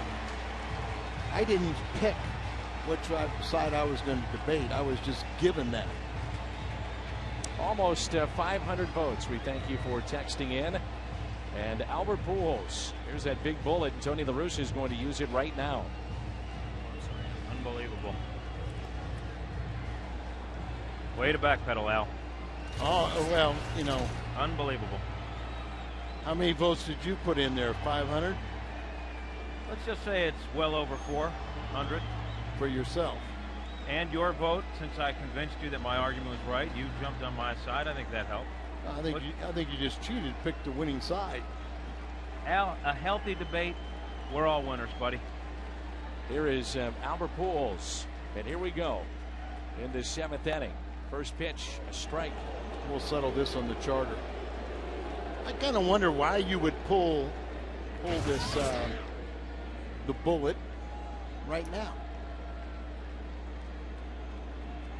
Well, maybe he's thinking that nobody on, that he might pitch to Pujols. Jim Leland was saying before this series he would not pitch to Pujols, and if that's the case, then you get the tying run on if he walks him. But it is interesting to see how he's doing it right now. You know, he gets to face a left-hander, but you know it doesn't make any difference to Albert. Spend your bullet on tying the game, where later on you might have a chance to win the game. 1 ball, 1 strike on Pujols. Albert grounds it too short. Everett backs up, outfield grass, high throw, the stretch by Cabrera. How do you keep him in the game? Good question. I think you have to, with the hope that he comes up one more time. At that point in the game, maybe you're tied, or I would have a chance. Ludwig with 1 out and nobody on.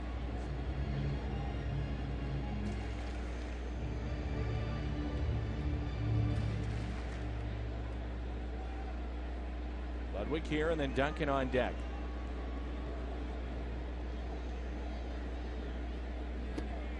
Ryan is 0 for 2. He's flied to right, hit into a fielder's choice, and he's also walked.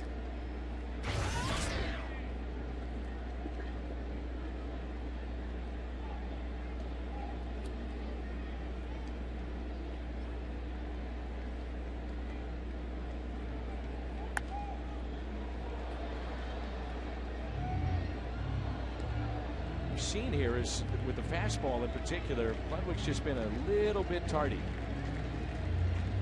Well, that's what happens. You're a little tardy on the fastball and a little out in front on the off-speed pitches. The pitch was low, and he is a low ball hitter. When you're off, you're off. Even when you get your pitch, you don't always center it. Here's a 1-1. Bobby C, looking back, he was selected in the first round, 12th overall, by the White Sox in June of the '96 draft, but then became an unrestricted free agent and signed with Tampa Bay later that year. Started his professional career. 2-2.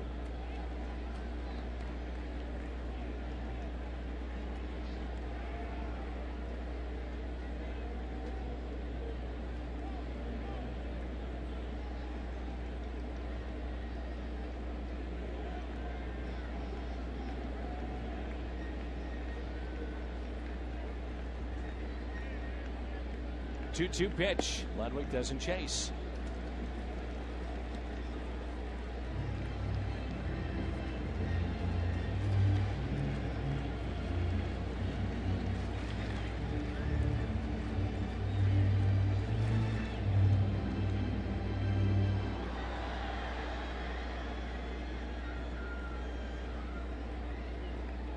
One swing of the bat could tie it up. The 3-2. Good rip right there, but comes up empty.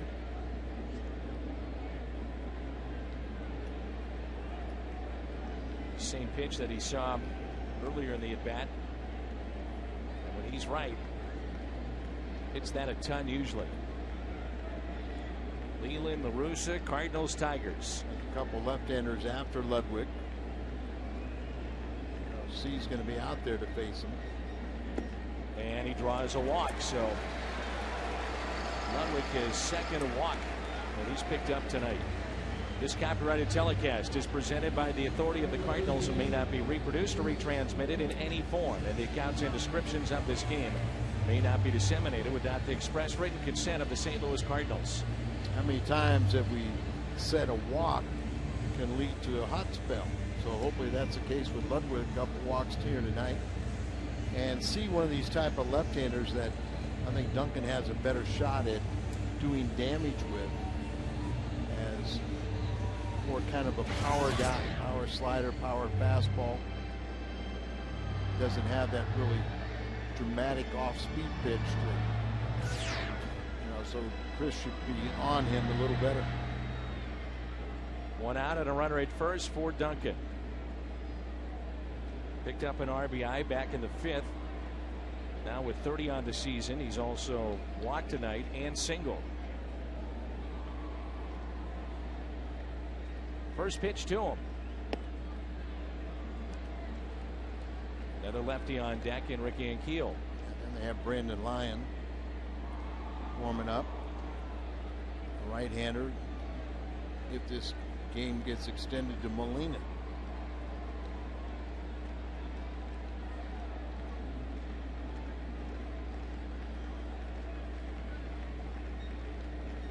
One 0 pitch. 1 ball, 1 strike.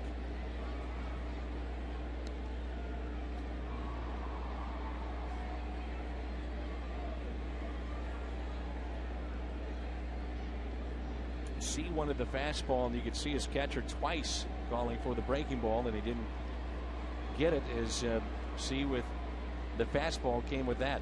Well, and I think we agree that Laird had the smarter idea. Fastball twice, then, excuse me, curveball twice, then a fastball.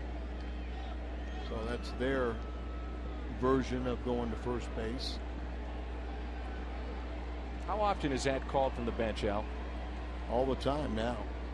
If you had to put a percentage on it, you think I'd say 3/4 of the time, maybe, if not higher. Here's the curveball.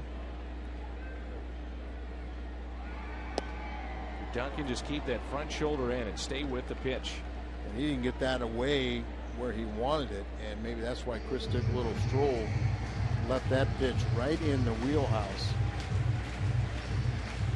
But if you don't swing, you have a very small percentage of putting that ball in play.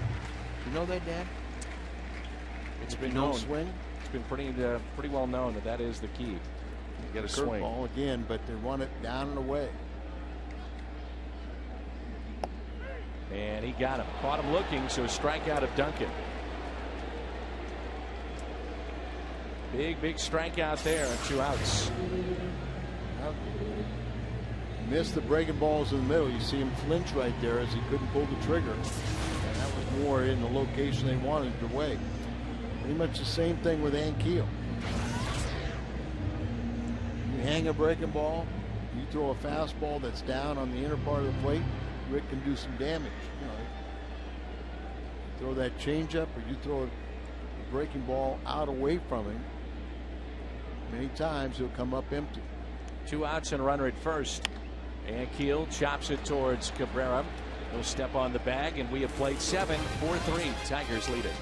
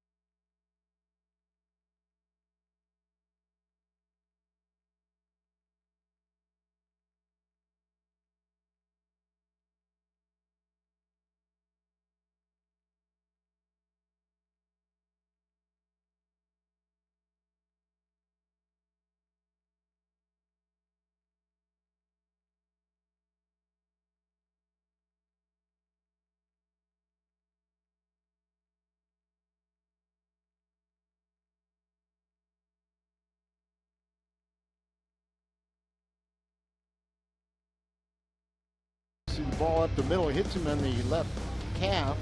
He recovers and makes the out at first base. I do not think that that was anything to do with ultimately what knocked him out of this game. We just thought it was cramping.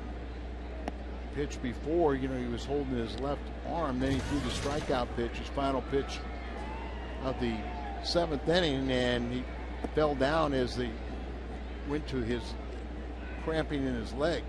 So Trevor Miller will be coming in here. It's our Chevy call to the bullpen.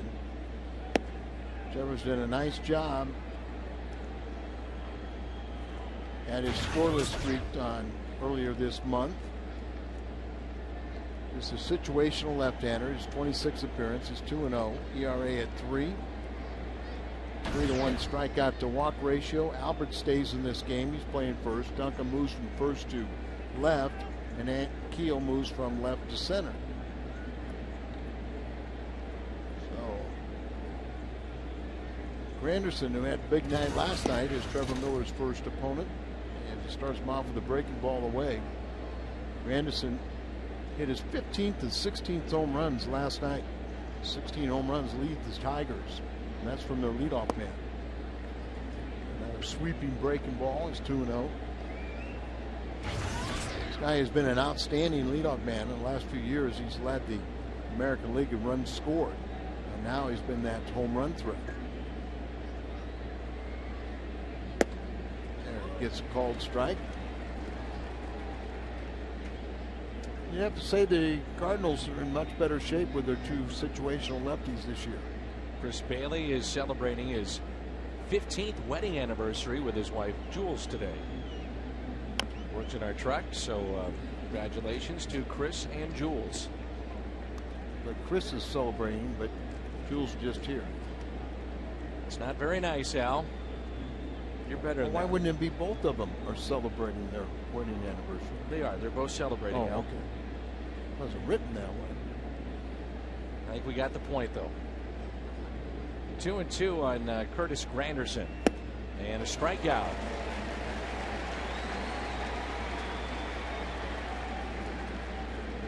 Always thinking breaking balls away, and then all of a sudden you get a fastball up and in, and Anderson swings and misses, and it looks like Trevor Miller's work is through as Jason Mott will come in here and face Polanco.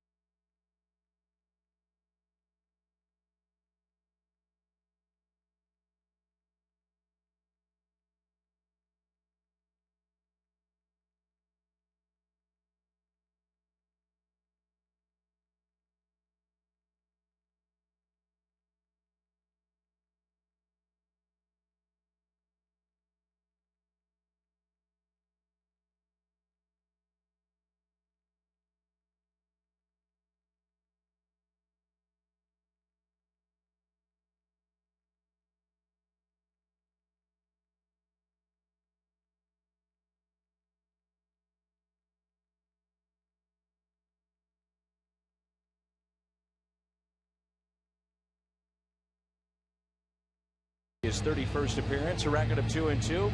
And opponents hitting .242 against the hard-throwing right-hander. Last night he got those big strikeouts.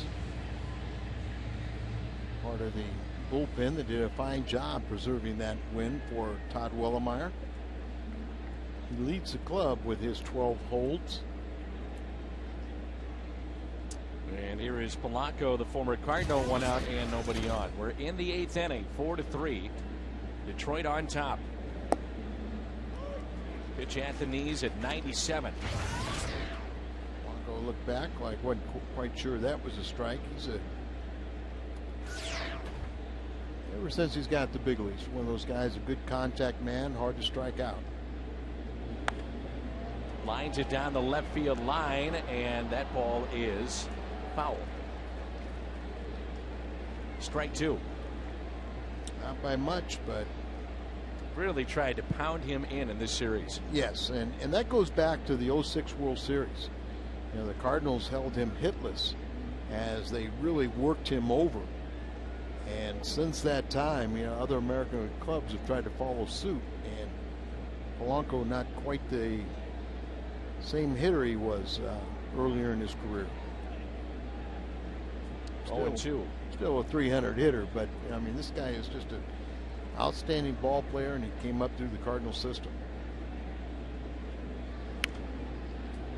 Again, a pitch inside.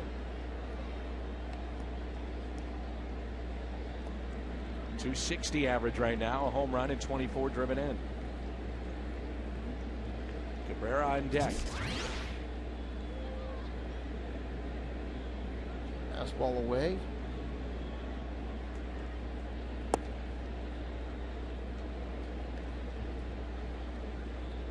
Well, Pujols will hit one more time. We know that.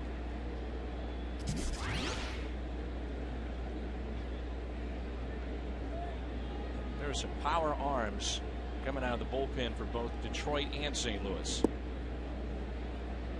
That pitch at 98. We saw 101 on the gun last night. Talking with Todd Worrell the other day, and he agrees with you, Al, that the one pitch, though, that these guys at this level, at this day and age of baseball, have trouble with is locating the fastball. Polanco, deep left field, and it's a home run. Placido Polanco gives the Tigers a 2-run lead. It's 5-3. Month of June, Nemad is had a little trouble keeping the ball in the ballpark. He's given up 3 home runs this month, and Hardy's prime cut. You see, he doesn't get far enough in, not away. And we talked about it, just a good contact hitter, a good fastball hitter, and Polanco adds to the Detroit lead. Now 5-3. Here's Cabrera. Off of Mott. Slides to it, throws to first, and makes the play. What an outstanding play there from Jason Mott. He's trying to wave off the medical staff of the Cardinals. Boy, what a good play, huh? Unbelievable. But thank goodness he's got that catcher's instinct, going after a ball that he knocks down. Look at the slide, and look at, you have to have arm strength to throw the ball from that position. He says he's okay, but Tony and Greg want to make sure and have him throw a warm-up toss or two. Let's hope right now that Piñeiro's okay. Remember, he was carried off the field. Yeah, I still believe it was just cramping, though. As do I. Yeah, and I mean, it hurts like heck, but you know, you get a little potassium, get some fluids back in there, and those cramps ease off, and you're fine. And I don't remember him in the past having an issue with that. No. You ever had a good cramp? Oh, how about in the middle of the night? Yes. You get one of those are the worst. 2 outs and nobody on. That's why we've always subscribed to hydration. We've done it quite well over the years, Al. Yes. Something we could teach some of these kids. 41,323 tonight.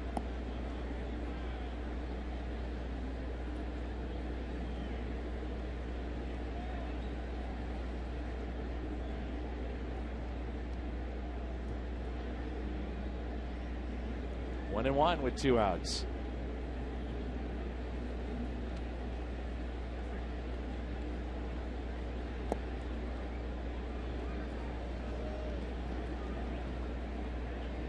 Tim's getting an assist there. Ball popped out of Molina's glove, and Tim's caught it barehand. 2 balls and a strike. Timms has broken his bat twice tonight. This guy's scary at the plate. He's got some power. 2-2. He can swing and miss, and he can hit him out of the ballpark. He just only has 2 home runs, but he hasn't had a lot of playing time. He hit 25 home runs last year. Left field. It's hooking and it's gone. Look at that. Off the top of the screen.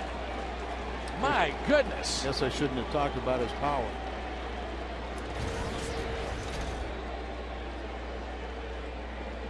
Wow. What would we say, about 2 feet from the top of the foul pole? If that.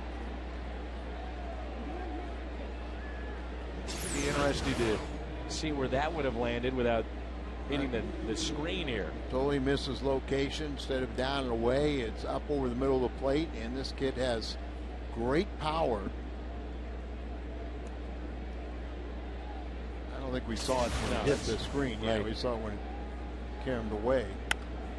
Up the middle, base hit. Mott's getting knocked around tonight. Couple of home runs allowed. 6-3 lead. Where would you put that one up with some of the long home runs? I think we'd like to see where it would have landed. Yeah, where it would have landed. I have to believe it would have been, in the Big Mac deck. As you got it now, we've got it circled. As you can see, it goes off the screen. Wow. I don't think it would have gotten the third deck. It would have landed in the Big Mac land deck. That's still a pretty monster blast. I'm sure his teammates enjoyed seeing that one. Albert had to be maybe impressed with that one himself.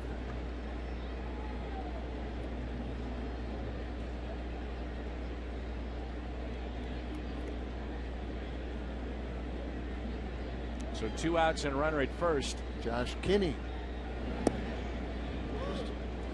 back to with the big club, warming up in the Cardinal bullpen.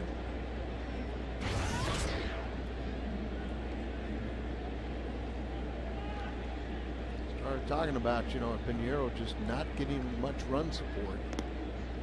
Had the rough first inning, but at one point had retired 16 in a row. And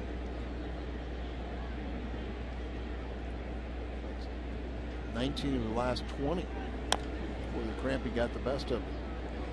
And that's a foul ball. Timms was doing a little bit of that Carlton fist. His body language trying to make sure that ball stayed fair.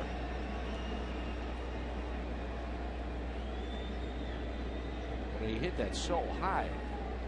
That's why you wonder how how deep it would have gone, but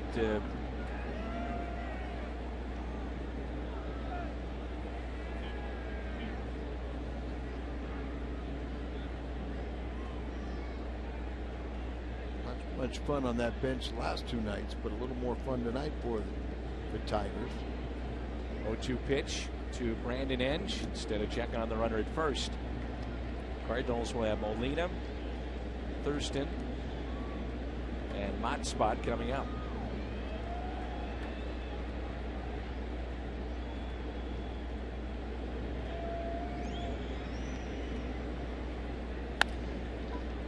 It's sharply to short, force play at second. Timms with the long home run. A couple of home runs in the inning. 6-3.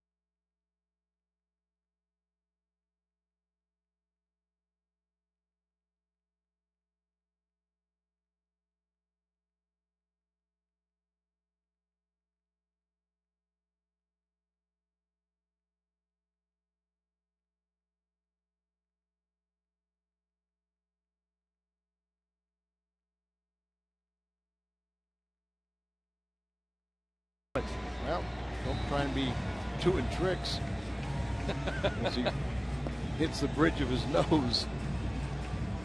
He's all right, though. At least he can laugh about it. Cardinals got their work cut out as they've got the 8th and 9th inning to score 3 to tie this game, 4 to win it. Do it against the former Arizona closer. This is Brandon Lyon. We've seen him in the series, 25th appearance. Opponents hitting just .204 against him. He could throw a lot of ground balls up there too, can he? Yes, he can. And he's a guy that's been in pressure spots, as you mentioned, because of his days closing. Molina will lead it off for the Redbirds, followed by Thurston, then Mott spot. Two right-handers getting loose for the Cardinals in the pen.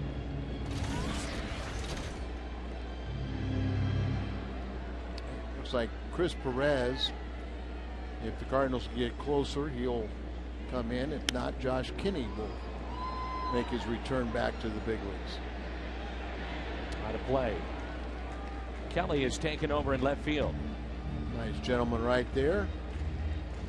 Catches the ball and then hands it to the youngster in front of him. Wade should be, right? Yeah. And I believe he gave it to his younger brother.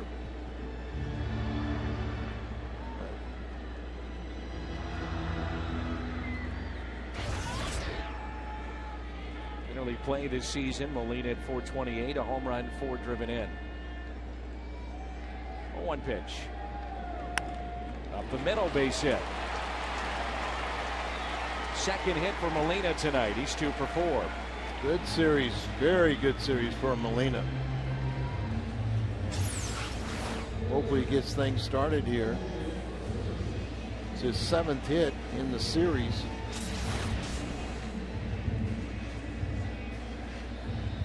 Including a home run. Joe Thurston. Lyon is even tougher on left-handed batters. They're batting .178 against him, where righties .221. And there's Cleo Green, who was activated this afternoon from the DL. And this be a spot where maybe he can come in and tie the game, hopefully.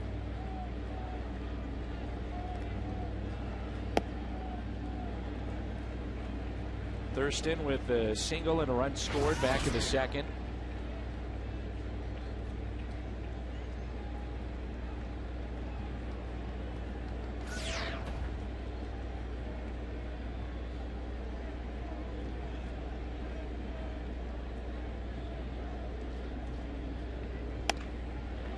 A liner to short. Molina back to first, and here's Green. Check it out.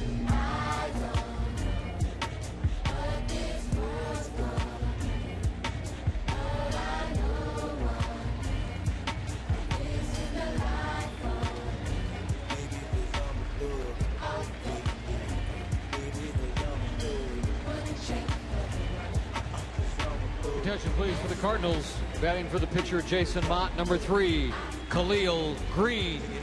Could it be my back?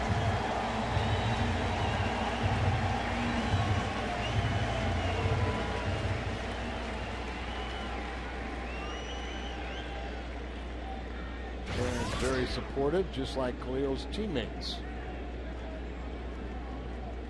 Another big crowd here tonight. And the first pitch is a strike.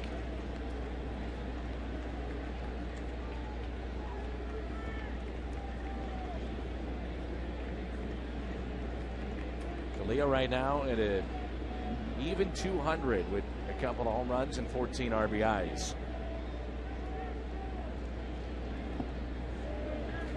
Interesting thing that he said, going down, and it was only 4 games at his rehab, but said he wanted to experience the good and the bad. And he did both. Yeah, he was 6 for 15 with couple doubles, but he also made 2 errors in 1 game. Here's a 1-1 pitch to Green. 1-2. And again, the talk has been that Green would come up and play over third base. Missed 19 games with the social anxiety disorder. He's only made just 2 starts since May 13th. And that was before going on the DL on May 29th.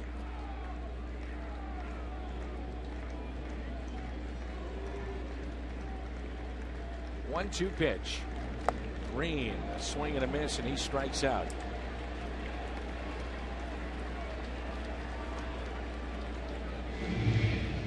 And it brings in the other Green. Tyler Green with 2 outs and a runner at first. Tyler 2 for 3 tonight. An RBI back in the 2nd and another base hit in the 6th. Got the average up to 274. Tyler, what was he at the time of his recall? Was leading Memphis in hitting.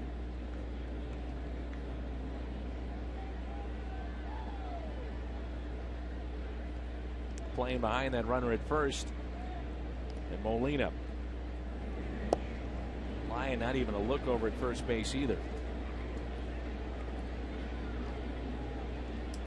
Molina does have 4 steals and 5 attempts, but with 2 outs, I don't think you really have to pay any attention to him.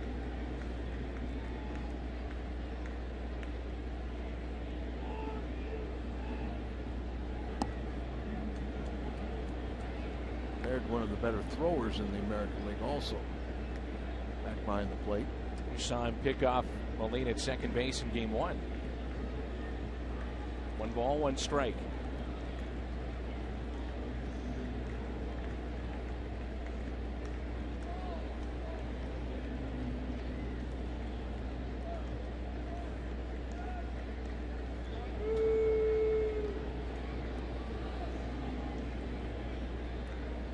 Fernando Rodney is getting loose in the pen for Detroit.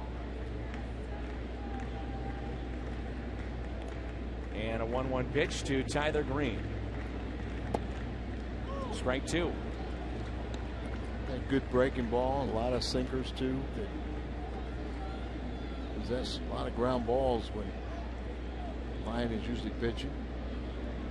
He had what, 26 saves last year for Arizona, career high, and signed with the Tigers as a free agent. Cardinals had some interest in him too. Molina is bothering Brandon Lyon a little bit. I don't know why.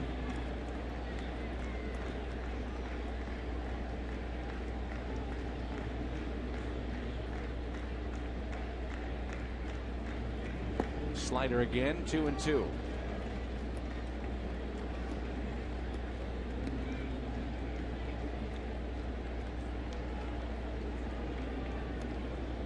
Would you believe that the score stays this way? Yeah, Perez and Kinney warming up, but we bring in Josh Kinney. I think we'd like to see his return. Hawksworth maybe throwing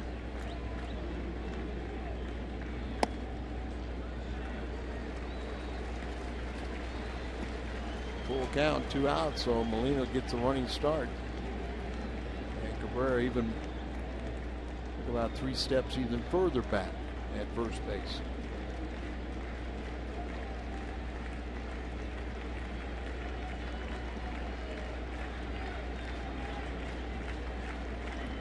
Fastball away.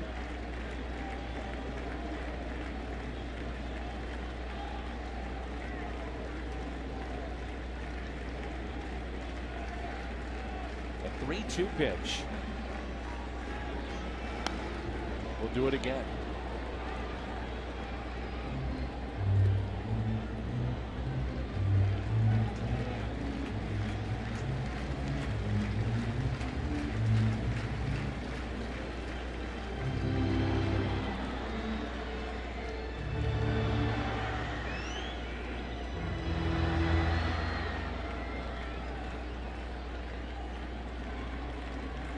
Same thing, fastball away.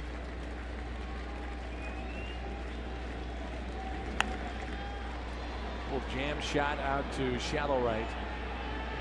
And we've got the ninth inning coming up. 6-3 Tigers.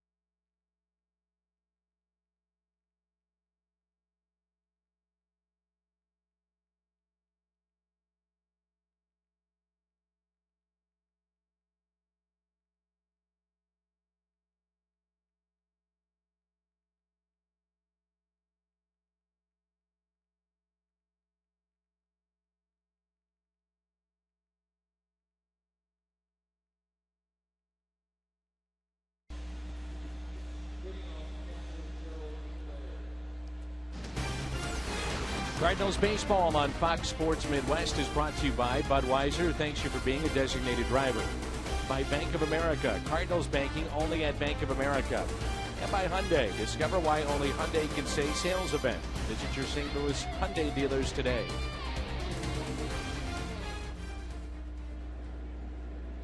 Trying to get a souvenir. A young Cardinal fan. Perez flipped it up there and back down, flip it up again, back down again. Now they're playing with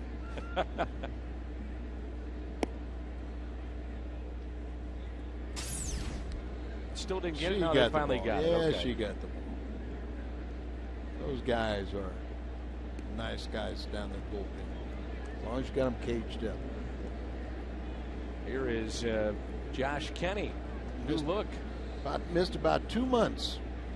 You know, he's optioned out to AAA on April 17th. 21 games in Memphis, 1-1, ERA at 3.12, 30 strikeouts in 26 innings. Remember, he made 7 appearances last year after missing exactly 300 games following his elbow surgery. And he has shaved since I first saw him this afternoon. He had the beard going along with the Fu Manchu. A fly ball into right field. And with one out, let's check in with Jim Hayes. Jim. Pat Paris, Rick Horton are live at Lumiere Place for the postgame show tonight. They'll break down Joel Pinero's pitching performance tonight. We'll have player reaction live from the Cardinal clubhouse, and of course a recap of how I beat Al in tonight's debate. That's coming up after the game. For now, we go back upstairs. I hope he's on the charter, because we'll show another beating.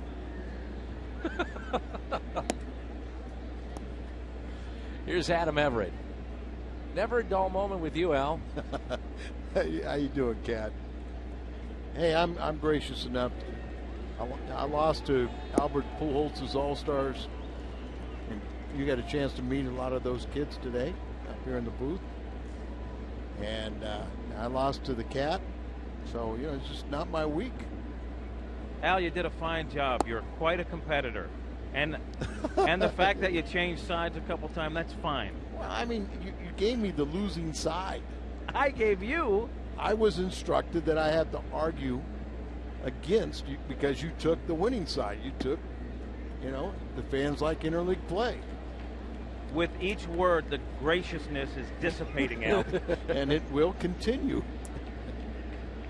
I don't think Jim is on the flight to Kansas City. Oh, another vacation?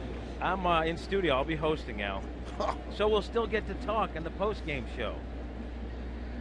Hello. 1 out and a runner at first. Here is Josh Anderson. Struck out back in the 7th. He's 0 for 1.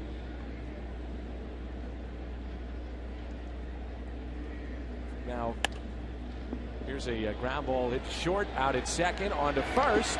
Safe. Must be noted that you and the cat, we do like each yes, other. You guys actually do get along. We do. Let's make that point. You have to make that point a lot, Dan. Yeah, we do. Hey, Cat, did I wait for you? I had the rental car in Florida, and I waited for you every night. You're a good man, Al. And people should know that you and I get along just fine. Or we used to. After tonight's beatdown, I don't know. Here is Granderson with a runner at first and 2 outs. It's a good test here for Josh Kenny with Curtis Granderson. Well, Josh really got off the start where he just didn't have command in the strike zone, and went down there, knew he had to work on something. And I think it just took a little longer than what he thought before he get the recall, but sometimes those things are beyond their control. It's just indication of how well the late inning guys were throwing from the right side. Kept on needing, long men. Here's an 0-1 pitch. And that's strike 2. Of course, when Kenny is right, the slider is outstanding. Yes. He signed out of independent baseball. And it was almost kind of as a favor because one of the coaches in the minor league system, they needed an arm and knew that Kenny could throw strikes. And he got that chance and just worked his way all the way to the big leagues. And the Cardinals don't win their 10th World Championship against the Tigers in 06 without the great contribution of Josh Kenny in the postseason.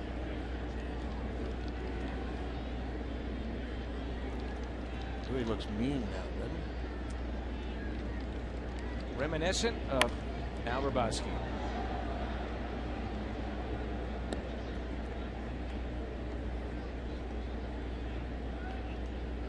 On the Tigers post-game show, and the first thing he started talking about was Vern Rapp. First thing. That really put you in a good mood. Oh, it did.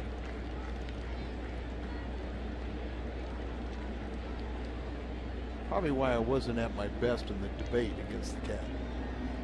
You're frazzled. Up the middle, that was a hanging slider that time. Anderson stays put at second base. I can't wait for that next debate.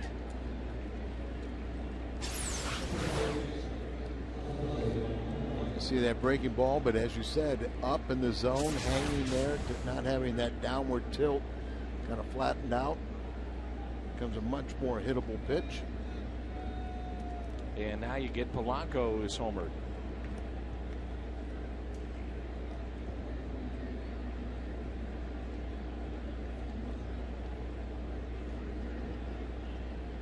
Kenny is right. His slider is a swing and miss type pitch. Runners at first and second. Polanco, a home run, a couple of ground outs, and a single tonight. And swinging the bat a lot better in the last couple weeks. I think when it's all said and done, we'll see him back at that 300 average.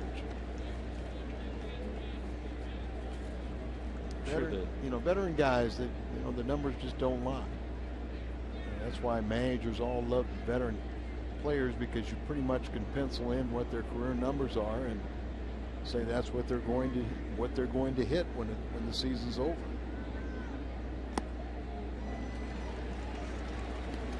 One and two. That's what we talk about, the good slider where it's swing and miss.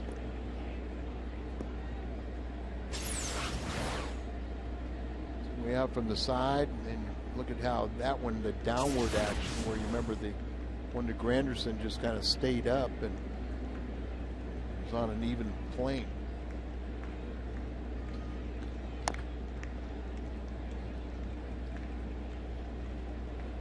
1 ball and 2 strikes.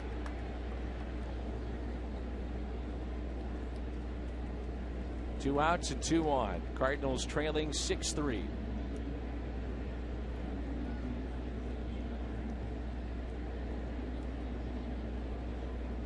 I'm sure Detroit is looking forward to getting back home after 11 days. Long road trip for them. Hopefully they can help the Cardinals out against Milwaukee. Grounder to third. Thurston just tag out the runner for the final out. We'll see Albert hit one more time.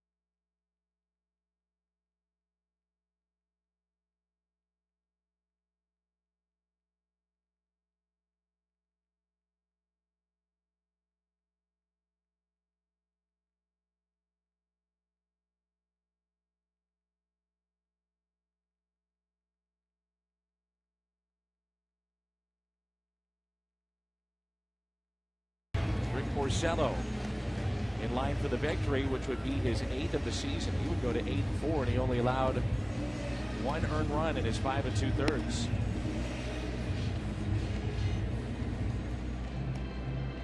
Our closer, Fernando Rodney, who's converted 15 straight saves dating back to last season, tied for 7th in the American League with 12 this year. Right-handers are batting .256 against him, lefties .241. Overall a .247 average.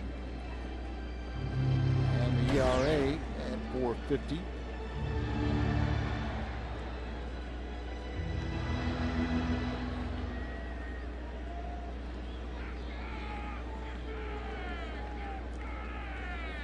Pujols due up second for the Cardinals. And here's Skip Schumacher.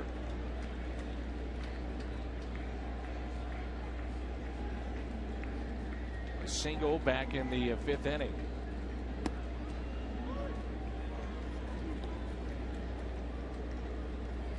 First pitch is strike. Hard thrower out of the Dominican Republic, Fernando Rodney. 25 when he made his major league debut, now 32.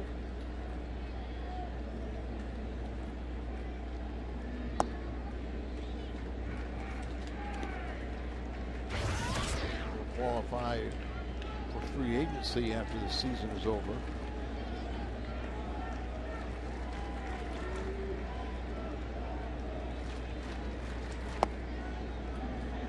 Taking a little bit low. 2 balls and 1 strike. It was Amaya that had the guitar elbow, right? Guitar Hero elbow. And Rodney has dealt with shoulder tendonitis when he's had issues.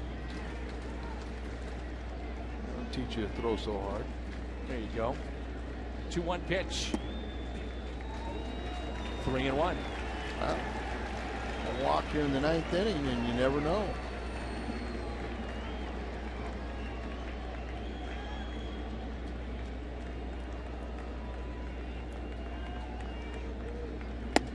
And there you go. There's your leadoff walk.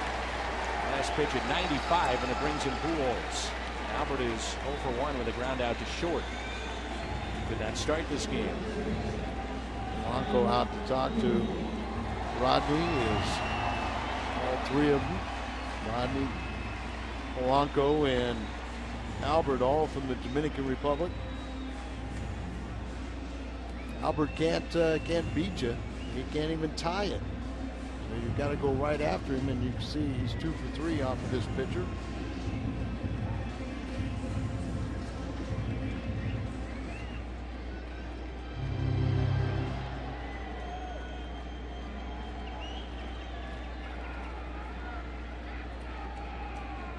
Field deep and straight away. First pitch, a strike at 95 at the knees.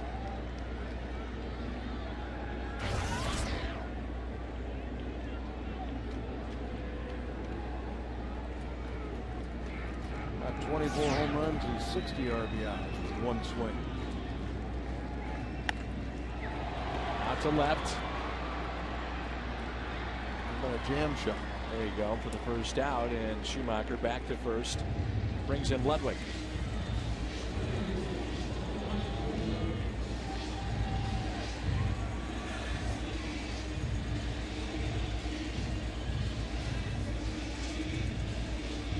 Ludwig 0 for 2 against Rodney.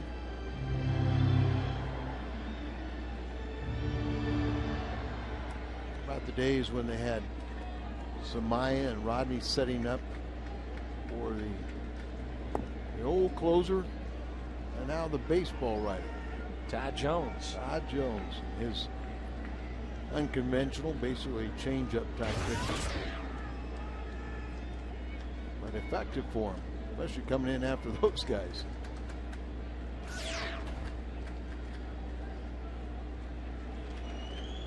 Wasn't Albert just almost crazy in his numbers against Todd Jones too? Todd shouldn't feel too poorly about that. No, he's just Not the only one. would be a big, a lot of room.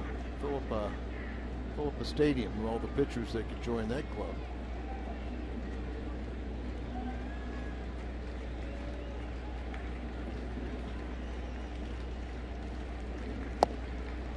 One and two. Big difference, those 2 home runs that Mott allowed in the 8th inning.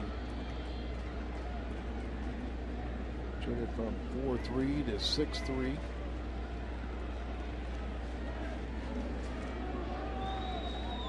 Kind of got the feeling if it would have stayed 4-3, the Cardinals would have, at the very least, going into extra innings.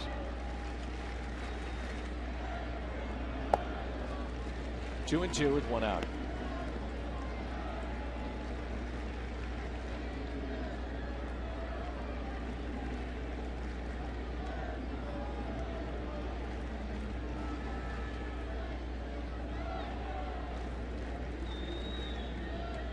Outfield is deep, straight away for Ludwig.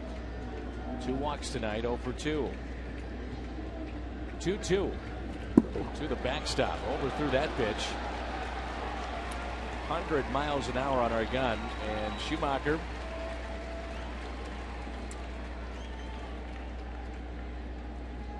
now at second base. He tried to rear back here and overthrow a pitch, and he succeeded. 100 miles an hour, huh? But it's a wild pitch, and another 3-2 count for Ludwig. Tying run now comes to the plate. Rodney a year ago had a career high 13 saves. He's trying to equal that tonight, but he was 0-6 with an ERA almost 5. 2 walks, and the tying run comes to the plate. Jim Leland is going to lose his mind. Rick Knapp out to talk to Jim Leland's pitcher. I thought Jimmy did lose it in Colorado, regained it being a Cardinal scout, and now he's back to losing it again. You know, we see him in the old stadium in Pittsburgh. He would tuck away in the little hallway there, little walkway, grab a smoke, try to relax. He'd try to hide it.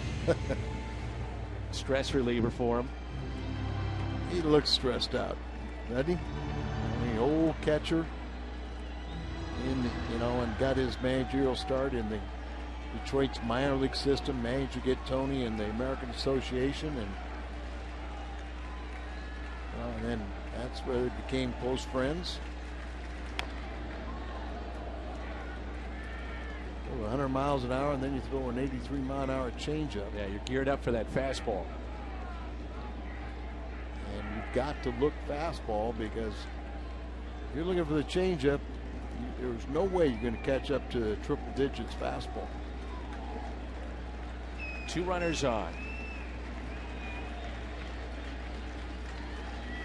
Duncan represents the tying run. The 0-1. Good rip. 0-2.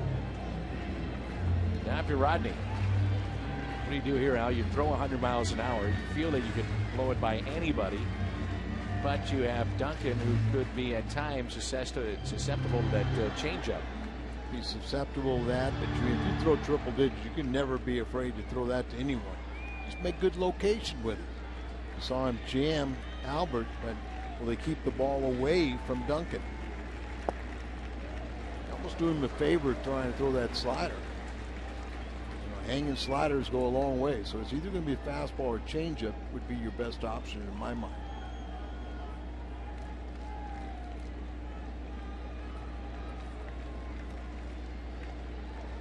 And again, if I'm Rodney, if I get beat, I got to get beat with my fastball. 1-2 to the backstop, and the runners stay put. Well, you could see Ludwig wanted to go, and Schumacher hesitated at second base. Ludwig was about halfway to second, and he's got to make sure that the runner at second goes. That's right. But look at how quickly this ball came back, and really Schumacher needs to be at third base. But in his mind, he just didn't see, he lost track of the ball, and remember, that run really doesn't mean anything right now. You're trailing by 3. So they all got to come in. No activity, and to me that's a little bit surprising. Here he is a pitch away from walking his third batter and walking the bases loaded here. Well, that's where Jim Leland's saw him last year, 0-6. Got a 4.50 ERA this year. He was even higher last year. And you see looked like Yellen trying to get his catcher's attention. And the Cardinal fans are trying to get back in it right now, and it's only because of Rodney. He's putting them back in it. A 3-2. He walked him. The winning run will come to the plate. Fernando Rodney has now just walked the bases loaded. Still only 1 out. So really not even close for these fastballs, just overthrowing everything. But now he gets a reliever up and throwing. Minor, and Zach Minor gets up there, but they're it out to talk to Rodney. Hey, this is a save. We're trying to win this game, trying to stay in first place. And we know Ankiel, when fastball's up, it can give him some trouble, but he's in a situation where he's got to be looking fastball no matter what he throws. On their feet here at Busch Stadium. Bases loaded. It's that slider, but it just kind of spinning up there.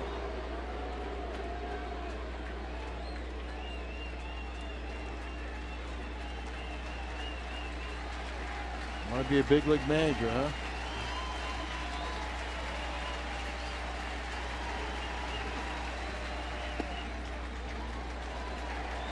'99 and inside.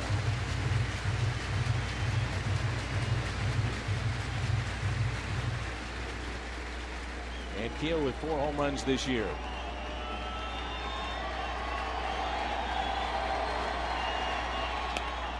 Slowly hit towards short. Out there, double play, and the Tigers win it. 6-3 our final. Off to Kansas City for the Cardinals. Detroit salvages a game. Post-game show coming up.